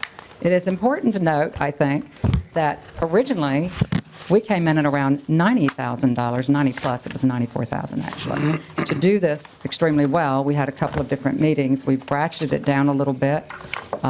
We can do that. It takes a little bit longer sometimes to get what you want, because I want to make everyone understand that branding is not necessarily call to action messaging, right? So a brand is, again, developing the essence of who you are, what you do, and why it matters. Call to action is creating events and different things that draw people in. So that comes in a later phase. And that's really what we do. We do see this being a several-month process. We don't expect to really have a lot of this developed, if this is approved, until probably about springtime. As I said, we started with a couple of focus groups to try to test the waters and see how those things go. And I've got to tell you, there was just tremendous feedback. One of the main areas of concern, without revealing anything thus far necessarily, is that the biggest concern of business owners, developers, and I don't know what we'll find in next phases, is that nothing will happen.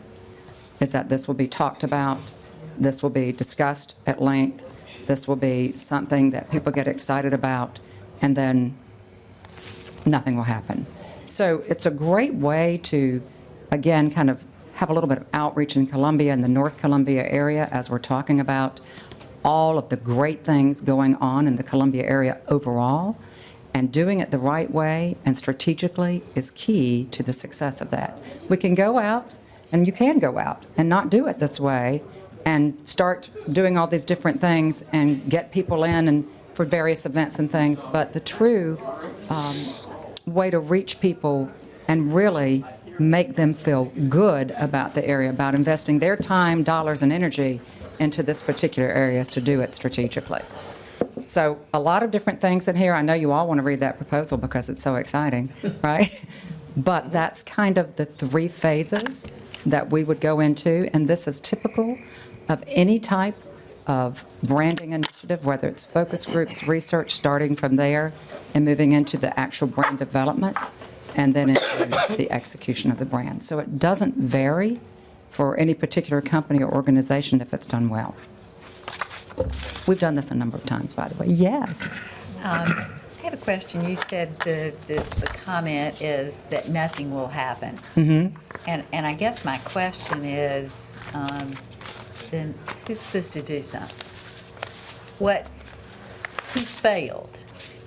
Mm-hmm. I mean, if that's what they're saying, that we've been down multiple paths and nothing happened, and we don't want to see that, who are the expectations, or who should be expectations? Forget past and history. Right. Who should be doing something? That's a good question, actually. I think the concerns vary a little bit from the two groups that we've talked with, and they mentioned specific instances, even in getting the city to respond to certain things in front of their businesses, et cetera, that they'll call and they'll ask, sometimes it's 5 to 10 times, to get it to any type of response, and that when they've had other attempts, and Sabrina, you may be able to speak to this more than we can, since you're there, is that no true action had ever really been taken, that might have one particular area where they've tried to develop something or do something and didn't feel like they got any real support. City support. City support. Staff for the most part. follow-up to. Staff follow-up. They cited, and I have not gone through all the results yet, obviously, but they cited sometimes as many as, again, 5 to 10 times of trying to just get a response from the city on various whatever, issues. Pick the issue. There were a number of issues. Did you want to speak to that, Sabrina? What I want to say about that is what we did a survey, and we sent this out to the community and the business owners. And we're going by exactly what the survey is saying. A lot of them did complain about, or was just, I won't say complaint, was just concerned about from Elmwood to North Main, that we have the representatives that feel that something has to be done, and they hear us, but nothing is being done. That's how they feel. This is what's coming from the first two focus group and all the rebranding surveys we picked up. And the first two focus groups were the businesses and the developers. We did not do the residents yet. We're coming in front of you now before we move forward to the communities and everyone else. But this is where we got the information from. We got it from the citizens, the business owners, and from the focus groups. It's so tempting to not want to weigh in, but I'm not sure. I'm not sure I can do that and feel good about it later on. Whether it's now or during the budget cycle, I'm going to support fully funding this effort.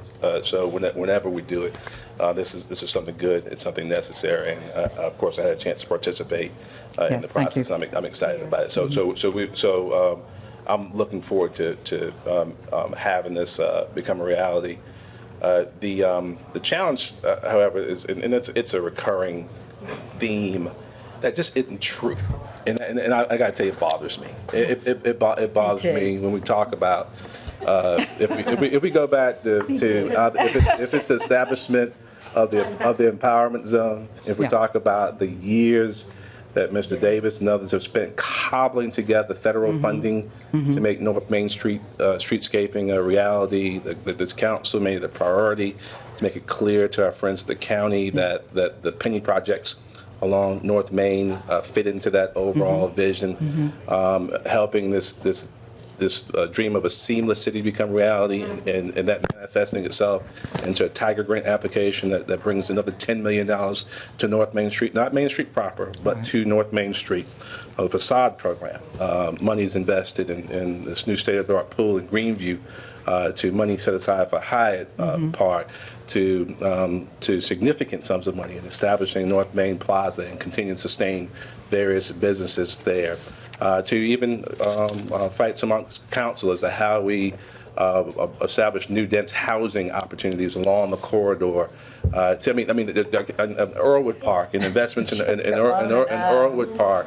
A commitment just a few months ago to purchase group parking to help soften development on the corridor between Elmwood and Sunset, so we could get some of the nice retail establishments we want there by the city purchasing parking to make it available to businesses there. To the streetscaping that has been done. And I can go on and on and still, okay, but that would come out. yeah, so important to in the very same breath recognize that so much has been done, and I'm hoping he doesn't say anything, but I'll say so much of this has been done because of Sam's hard work and commitment. Tamika, she lives in District 1 and in Earlwood. People think that they think Tamika lives on Isaac Street in Greenview. And prior to that, and any of us being here, Leona, Eau Claire girl, I mean, I'm helping pull the empowerment zone there and working with Mr. Clyburn and others. I mean, I think we just have to be so careful about when we articulate the frustrations. I mean, I can't think of one request has come in. As you all know, my father-in-law is the chair of the NCBA. I know. As he reminds me regularly. But there has not been one request that has come from the NCBA, or even for that matter from the Eau Claire Community Council, that hasn't been funded by this council time and time again, oftentimes through the regular process, but also outside of the regular process. And we stood up and said yes every single time. So we got to make sure that when we articulate that there's a lot of work to be done, and we want to make sure that great corridor reflects the greatness of the neighborhoods that align that corridor. Some incredible, vibrant neighborhoods. Cottontown, the first one we come to, and it's awesome. Had the most fun Christmas party ever at Cottontown this past weekend. But incredible 2 weekends ago. But incredible neighborhoods. We want to make sure that corridor reflects it. But it's so important that when we come here, I just wish that long-term commitment would be reflected. Would be reflected. And a lot of times, you'll hear the negatives in focus groups, or positives as well, by the way. And a lot of times, it's just that people aren't fully educated in what you brought to them. So one of the initiatives that would fall under this is making sure the business owners and residents, et cetera, know what you have done and know what you're going to do. And those are... And one is actually what we've done, because we've done it in partnership with the businesses and the neighborhood associations and everyone else. But there's so much that's been done. And at some point, we got to figure out how to cobble it together and turn it into this big ball of energy that we can use to propel us forward, as opposed to saying we've been ignored. And when you haven't been ignored, And I'm sorry, but I'm sorry. And, Thought I'd get you off your roll. Ms. Devine. There are positives. There are positives. Ms. Bond just gave me the gavel. Okay. They said the focus group. NCBA, I said from the beginning, is very grateful. The city has done a lot of things for North Main. And every time I'm in a group, every time I'm in a meeting, I remind them of all that, the facade, streetscaping, and everything. What the question was, where did we get this from? And that's a change from the focus group. And that's you asked about what was the negative part, and that was, we had a lot of positive stuff. And this is the reason why the branding is very important, so people can see, and the marketing of our area is very important, so people can see that things have been done and it has happened, and that the city was working with all the organizations in the area to make things happen. So this is the reason why this is very important, so people can see that through brochures and websites and whatever we need to do to make sure they know what the city is doing. NCBA knows. And we do. So I just want to make that clear so y'all can return to. Yes, and part of the branding, of course, is taking the positives and moving forward with the positives and making it a positive experience. So I guess just a couple points, and I'll start off by saying that I like the branding idea, and I wholeheartedly support it. I will say just a couple, I guess, concerns and then a couple questions. I guess one of my things would be is, and the city itself has, we went through a couple branding and finally, came up with stuff. So, having a great consultant and having a great plan is a start. It's just a start. But it's just a start. That's right. And I think that part of what, Ms. Blau's question was getting to and what the mayor talked about is that there has to be some onus on everyone that's a part of this. And I will tell you that and I live in North Columbia, I would say sometimes I feel like we are our own worst enemies because of some of those comments. People outside of the area hear those things, they piggyback on those things, and so, there has to be some commitment on the part of the people who live, work, and That's own right. property in the area as well, not to just say, the city, will you fund this branding campaign, but then be part of the positivity that comes out that will make this thing possible. Absolutely. And so I will tell you that is my thought and a partial concern in that I know that, and I think all three of us had spoke to a leader in the area today who was concerned that of not being, I guess, aware of this prior to today. And so I just would hate for us to jump into something where people already feel like this isn't something they want to be a part of, or this is this group doing it versus this group. And so I just offer that as a comment that if we start off on the wrong foot, Agree. it won't work. 100% agree with you. And so I do that. I guess my question, though, is, and again, I wholeheartedly support it. I think it's needed. I've seen the benefits of branding, and I think that there are a lot of positives that could come out of this. The question would be is, number one, how did you get to this point? Has NCBA funded part of this at this point? Yes. Okay, how much? $750. Okay. That's all for right now. Okay, okay. And so I just. She's a good negotiator. So I just kind of wanted to know the participation of NCBA, and then two, and I see your timeline, and I think it's good, but is there something that's pressing to keep this timeline, and I'll tell you why I'm asking that. And you heard the previous discussion, and the Right. reason I was pushing that is because there was a time sensitivity to that issue. But I do think that we find ourselves in an awkward situation when we continuously fund things off budget cycle. Because then it becomes, well, okay, now you funded branding Right. for NCBA in December and January. February, somebody else is like, we have this coming. And usually if there's some time sensitivity, we can kind of look at that. But if there's no time sensitivity, now that you've already kind of done all the legwork, is it not possible to allow this to go through the regular budget process and then get funded and then start the process? And then that may even also give you some time to bring those other people to the table who felt like the horse got out the barn before they even knew that this was happening. We can do that.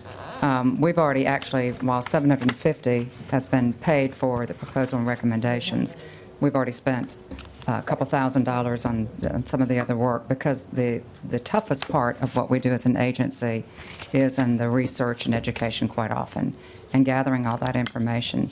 We're fine with some of that being moved to that, but that's really a decision that you all have to make.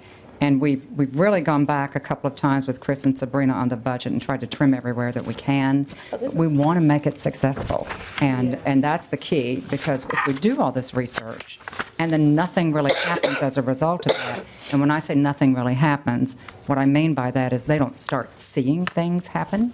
Developers, neighborhoods, all the different people we're trying to get interest and support it from, because they do have to support it.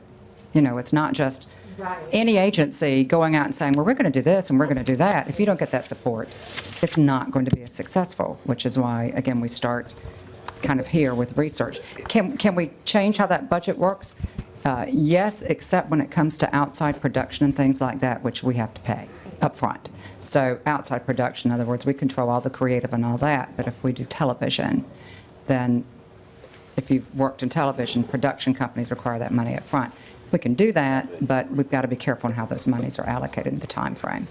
Well, we want to make sure, too, that we're working with NCBA and with Sam Davis and making sure that everyone is included. Yes. I go to Sabrina, I say, Sabrina, who are the businesses I need to call? So one day I spent the whole day going up and down from Elmwood to Columbia College, delivering these letters for the businesses to come to these focus group meetings to talk. Everyone's, they're going to get news about it. You guys know your neighborhoods best. That's why I ask you guys and Sabrina, people that are concerned, people that want input, let us know, and I'll contact them. I'll make sure that they Yes. know. And that wasn't about a what's going criticism on. of you all, but I just think that, you know. Oh, I agree. that No, we agree. Y'all know that sometimes We you can completely have agree with all you. that, but The if you horse gets out have. of the cart yeah. way before anyone knows. And we use an example as our first meeting, we walked into, you were there actually, walked into Capital City Club, and a gentleman there said, I want to be included in your focus group. I need to be included. We contacted him immediately. So a lot of, we have to have a kind of a cross-section of people when we're looking at these focus groups. But if there is someone in particular, you've got Scott's business card in there, certainly just email us and let us know. We'll make sure they're included, that they get their feedback. And then my just last question, and Sabrina, not to put you on the spot, but I guess looking at this though, but what was the intent when you all did this contract, that the city would fund it in total, or was there some? I know you mentioned Richland County. Yeah, Richland County. Has there already been a request, or Right, what? There's already been a request gone to Richland County?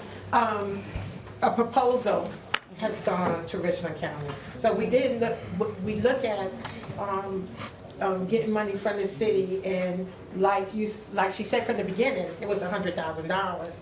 And we kind of talked them down to 60. And what we were hoping to use other resources and other people to be a part of it to help fund Future needs to put this towards the end. That's what we was doing.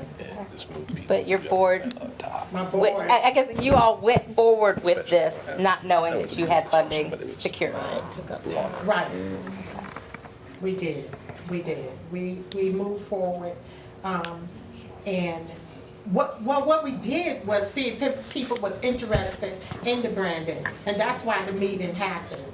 And what we did was send out letters to all the community associations and make sure they know that this is something we was interested in doing, to come be a part of this meeting, so they'll know we're interested in doing the branding.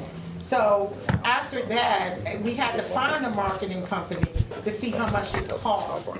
And then we did the proposal, and then the board said, we all gathered together and decide, this is how much money that we need to fund the project. And we're gonna have to look towards other people helping with the funding of this project. So it wasn't like the total thing of, we're gonna get the city to fund it all, because we really need $100,000. But We could do that if you want, though. yeah, is getting it started, a part of the funding to help us, so we can have the city support when we go to other people to ask for funding. So it's just getting the council support to say that they will help with this, with funding, so I can go to other people to help with the funding. That makes a little bit? This is Mr. Davis has one worry, and I'm impressed. Go for it, boss. Yeah, let me. I think we all have a gist of the conversation at this point, and I think the reflections in terms of perceptions and that sort of thing has always been real. There's no question that I support it, because I think this puts us in a position where the group prior to this discussion has gotten to, as a result of partnerships, as a result of commitments, as a result of believing that, as I do, that this city ought to be a seamless city. Now, in terms of getting to where NCBA wants to go, I think one of the most important components of this is the conversation, the focus discussions with neighborhood people. Yes. That's right. Which is next in line, am I correct? That's correct. That has to happen. And what I'm hearing, what I've heard from them is the dollar amount which has been negotiated to this particular figure at this point in time takes this project, this initiative to, over a 2-year period, 1 year, 2 year period? No, it does not take it over a 2-year period. It takes it for about a year as a branding process. 12 months is, it's still a pretty decent bang Yes. for the dollar amount, Yes. given what tends to happen. And at the end, you have some of there'll be things you can attest to, you can touch, you can feel it, you can see it. and then you look at participation, you look at interest, you look at success in terms of recruitment. The area right now has a spark going. And there's one business coming online, new business coming online in about a month, Ellen? Trying to get there, or less. One relocating that was looking to go into Vista, talked them into staying, coming further north in between Elmwood and Sunset, and 2 or 3 other prospects. But I say that to say this. We all know that people take an interest in an area when they see activity, when they hear about the positives. I don't know of anything negative about the area. I think I've overcome that mentally a good while back. You're talking about an area that's producing Gates scholars. You're talking about an area that has the last one-room schoolhouse named after a civil rights legend. You're talking about 3 colleges and universities, on and on. And you're talking about new families that are moving in, new families that are purchasing houses, people who have been there for a while that also add to the personality, the character, and the appeal of the area. I say all that to say this. I think I can go on, but I think the request is, how do we get to, or where we are now seems to be, how do we get to a point of, one, I'm hearing that the concept, the approach is needed. It can be embraced by everybody here. How do we get there, and what do we need to do? I'm willing to work with them to get to that point. I think we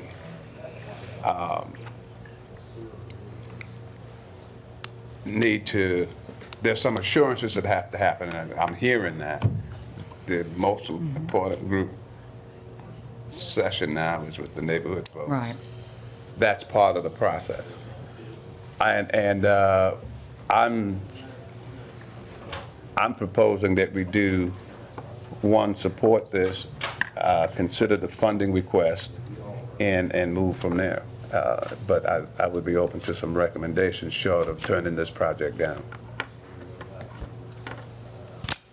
Ms. Potts? I don't think any of us want to turn it down. Oh, no, we're not turning it down. We're not turning it down. I don't think any of us want, we want to understand it. Yeah. And I think that what I want to just make sure I understand the flow. So we did focus groups, and out of the focus group came the need for branding. No.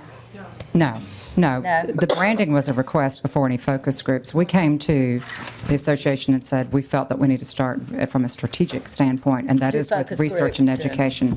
From the focus groups, what we find from that is how we put together an analysis with recommendations. Then after those, and we present those to Sabrina and others in the community that find this important to them, and we take from that, we go into the branding initiatives, what those are, the development based on what we find. So typically in a branding process, that's the way you start. And I think you've done it again in different communities, but that's how we start. And while there were negatives, and it's always hurts and stings when you hear about negatives, there was also a lot of positives. And what you want to do is to take the positives that you find and discover from neighbors, from communities, from developers, from business owners, and take those and make that work for you, right? And educate people along the way. So we come back to you with an analysis of all the findings from all the different groups. And again, if there's anyone in particular that we need to invite to these, please let us know right away. It's the holidays. Nothing's going to happen right now, so you can forget that. So, second week of January or so.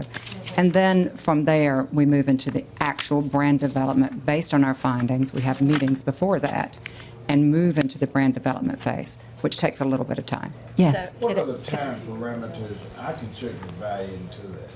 Okay. That branding piece. What are the time parameters past January? Then we go into actually producing and go into the, the design of coming up with the name, with a logo, with a positioning statement, with all the other elements that tie in, all the toolkits that tie into a brand. And then we had the idea, if we stay on track, to launch this brand in early summer of 2016. Spring if we're lucky. Yeah. Is it possible then for, once the brand is launched, is it possible then for that brand or something similar to that to be mirrored perhaps in another area? You can do that as long as you remain true to that particular area. In other words, this area has some unique attributes, right? We want to make sure that in the branding, that we're talking about those attributes of this particular area. You can take the branding process into other communities and those types of things. Absolutely, we've done that over and over. Yes, oh, absolutely, absolutely. We've done it many times. I'm not, Yeah. my point is you're not going to mirror perhaps in another area, but to take that, Yes. that whole, Yes. that whole Process. element of Well, brand. and part of our Yes. research and education is seeing what other cities have done to areas that have the same fabric buildup of the North Columbia corridor. Because the there are North Main. several corridors Oh, absolutely. that could very well use that whole aspect. They could Right. benefit from it. Right. Yeah. Okay. There are. Councilman-elect McDowell's not talking about other cities. He's talking about how can we. He's talking about Two Notch Road, yes. How we can get to that. But I think the point is that there are other areas, and if the city is going to do this, that maybe we need to think about it. Sure. Within, where our priorities are and how do we make sure that each area is getting something. Right. But I guess the How did you get there? yeah, the question that I think I still back to, and I'm sorry, Leon, I ran up first. That's all But right. I guess the question I still get back to is, we know that we want to keep momentum going, and I understand that. I guess the question then becomes, how do we get it done? And I still just have a concern with, number one, how we've had these other discussions, where will we get money from? But then, again, the continuous precedent of funding things outside of budget cycle and keeping that going. So I think that if we could figure out a way to support this, and even if it moves the timetable just slightly, if there is a commitment to do this funding in the next budget cycle, so that we know it'll be done, and then possibly that it also gives us an opportunity that if we want to look at another area after you all finish this area, we Sure. can do that, maybe come up with a package so that we can reduce some of the costs. Yeah, what I meant by other cities is us researching other cities to find out what they've done so we can implement it possibly on North Main Street. Yeah. And to follow up that thought. Let the record reflect, we got 25 minutes left. Okay. I guess, What time are we looking at? I wanted to follow, I hadn't finished my line of Uh-oh, questioning. okay. So, branding is being pursued to achieve what? How will we know success when we see it? The way you define success in a branding initiative, remember, it's not a call to action type of messaging. It takes time. You're not going to have all this success within 3 months of this branding initiative starting. It doesn't work that way. It's a slow development and a process. If you think about any brand, any type of brand that you can think about there, whether it's a neighborhood, a hospital, a product that you buy on a shelf, it takes time to develop that. So it will not be a fast turnaround, but starting the excitement and getting things going usually spurs activity quickly. You got to sustain it. You have to sustain it. So that's why the branding part is the key part. And then everything after that is kind of following up on the brand for years to come, whether we're involved or not. It doesn't matter at that point, that you're doing things that continue to support the brand, that continue to support the area, whether it's through, again, events, whether it's through what you're doing on your What does website. success look like? How will you know the branding worked? How would you describe, we've made it? This Okay. is exactly what we were. Typically, what we do in an environment, we look at metrics, financial activities, social and behavioral metrics, okay? So we look at those things that are activity-related, that are financial-related. How is this impacting the bottom line? Behavioral, are perceptions changing? It's nice if you can go back a year or so later and test those types of things to see, is the perception changing? Are these things changing? So you look at behavioral, you look at social, you look at activity, and we can do a lot socially, obviously. And if we're allowed that opportunity and we do it, it's a little bit tougher for what you all are. But if we're looking at a hospital, for instance, or healthcare system, we look at their numbers every single month to see where we have increases, decreases, where things are measuring. We can do it that way.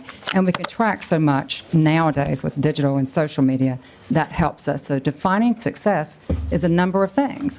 Financial is always key. How much money? How many people are buying? How many people are coming into particular events?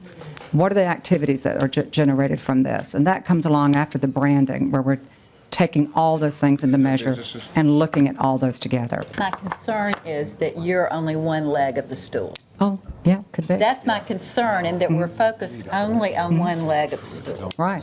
And that our success doesn't come just from branding. No, it does not. And It's everything if that comes we to do all support our it. focus on branding, then what we've missed is what generates this financial activity, because, you know, you've got to get the Right. people there. Right. But you've also got to build in that disposable income. You do, but you need to start somewhere strategically, and that's where the brand part comes in. Then you have all the other things that, again, build and support that branding. So you are helping change perceptions. And, yeah, we understand. It's a tough one, I know. Okay, we're down to 23 minutes. Any more questions?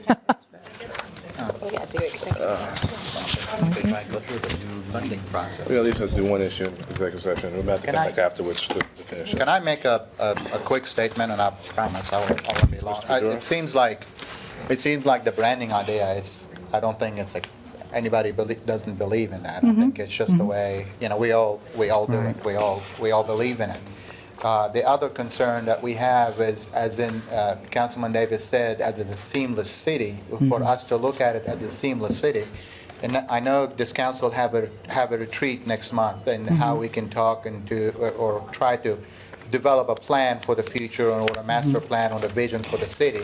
And that might be something that we can discuss in the retreat, that how we can make it a seamless city into rebranding some sections and some areas out of the city to make it all connected into the one Columbia that we all love. And I think that would be, you know, if I have to put that in a motion, I'll put that in a motion. But I think that would be the logic thing to do, is to get this council into the retreat and talk about what is the big vision to make this a seamless city by rebranding North Main or Two Notch or Millwood Avenue and so on, to make that a bigger master plan. And then during budget season, we can look into allocating a 2-year budget allocation or 3-year budget allocation, whatever it is. But that would be my recommendation moving forward from here. Okay. Thank you. And the most successful cities, as you know, have all these great little pockets of areas that are unique and wonderful to that community. So was that a motion to support the branding effort? What was that? I'm sorry, Ms. Bedore. To support the branding effort, but talk into more details with a bigger picture during our retreat, to consolidate and rebrand and make our city a seamless city for years to come. I'm going to take exception to that. You're tying this specific into a citywide effort that's going to take this initiative way down the road before there's serious commitment to it. I don't know that you have to take this into the retreat. We didn't take the discussion prior to this into the retreat. We didn't fund it either. That's my, but you did not. Point, right? Did you recommend that it go into the retreat? I told you he slams his hand down on the Okay, okay, so don't do that with this one. Deal with this one separately. Don't put it in the retreat. But can I make a motion? My motion will be that we support the branding for North Columbia, and we work with NCBA and CUBE on the funding that will be available in the 16-17 budget. But if there's any way to go ahead and continue the momentum, but understanding that there will be an allocation in next year's, in NCBA's funding for next year to do this. But I also would like to see if we could, in the meantime, also talk to them about that. I understand what Mr. Bedore is trying to do, and I think what he's saying is, if we're going to go ahead and do this for one area, I think as a city, we need to consider if there are other areas that this needs to happen, and possibly see if we can, And you can do that. Again, the strength of a brand is the essence of that particular area, right? So And making that we work. can't cloud anything else. Exactly. So that's why I'm saying Exactly. that we're going to go Every area ahead and support stands on this its one. unique Yeah, Right. in some places, I mean, I think they need a branding campaign. They're happy with where they are. may and not how they need are. it. Yeah. Right. It may not, so the motion was to support the branding effort, funding it from $16, $17, and obviously. Hospitality dollars. H6, okay. Second. All right, with previous question, clerk call roll. Aye. Can I just clarify the funding level? Is that the 60? 60,000. Okay, just wanted to make sure we got that on record. Aye. Mr. Vine, Hi. Mr. Davis. I with the reluctance. It's 6 months, man. Come on. And I think what Juana said was there are certain things that are hard costs, there are certain things that could happen. Okay, So there's still some discussion. That was the item, Davis, right? You voted yes? You voted yes? Yeah. You guys do one, Ellen? We're done. Tamika? We got Yeah, we got We it. got 14 minutes. Hold it. All right. Ellen has questions. She asked what was the vote. I said it was unanimous. And the motion was to wait till next year to do that. It was July. Approve it, but fund it in next year's budget. Approve it, but put So budget we'll it. talk about it, because Juana mentioned that some things are creative, and if they know that they have a contract, maybe they can go ahead. So it's not waiting specifically, but we don't have any money right this second. Yeah. No, we don't work without money. No, that doesn't work that way. I'm sorry. Guys, we're down.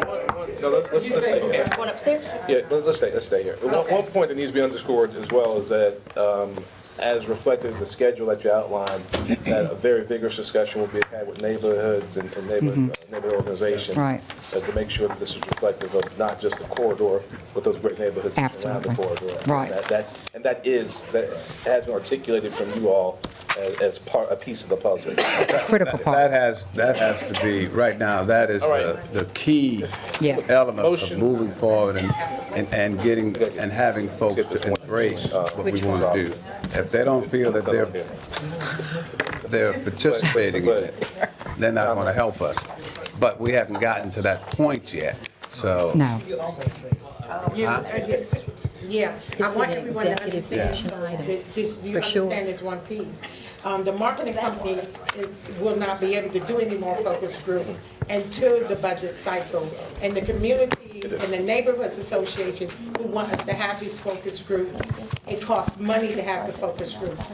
So right now, we'll have to put the focus groups on hold until the budget cycle. 60,000. That's what, so when you talk to your community, neighborhood presidents, and let them know that the reason why we're not contacting them right now is because that the focus groups are on hold until we get the.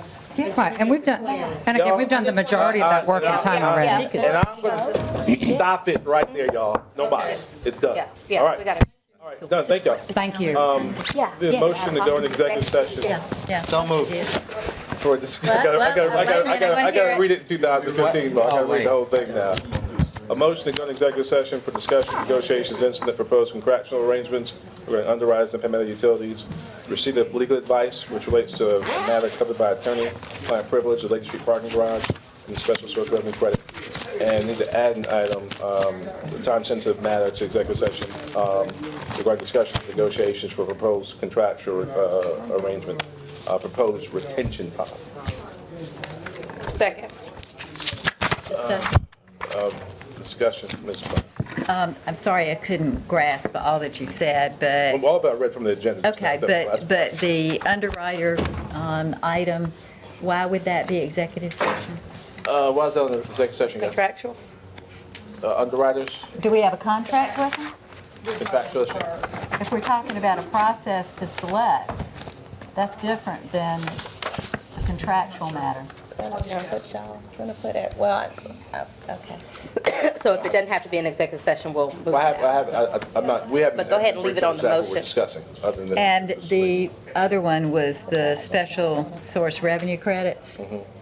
Are we talking about, that was under attorney-client privilege, if we're just talking about how we go forward? Ms. Knox, the underwriters and special source revenue credit on the most strict construction, I mean, do they belong in the executive session? What Jeff is trying to communicate about the underwriting, that Jeff in here for that. I know what he's trying to communicate, but If it's just going to talk about how we go through a selection process.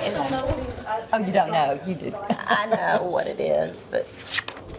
Can we, I mean, just leave it on there, go in executive session. If it doesn't need to be, then when we come out, you can do it publicly. We're going to assessment, Yeah. let's look, we're going to hold on those two issues, the SSRC, the special source revenue credit, and the underwriter until. That's litigation, so that's definitely. Okay. Which one's litigation? Special source revenue credit. That's litigation. Somebody Okay. suing us? That's litigation. Well-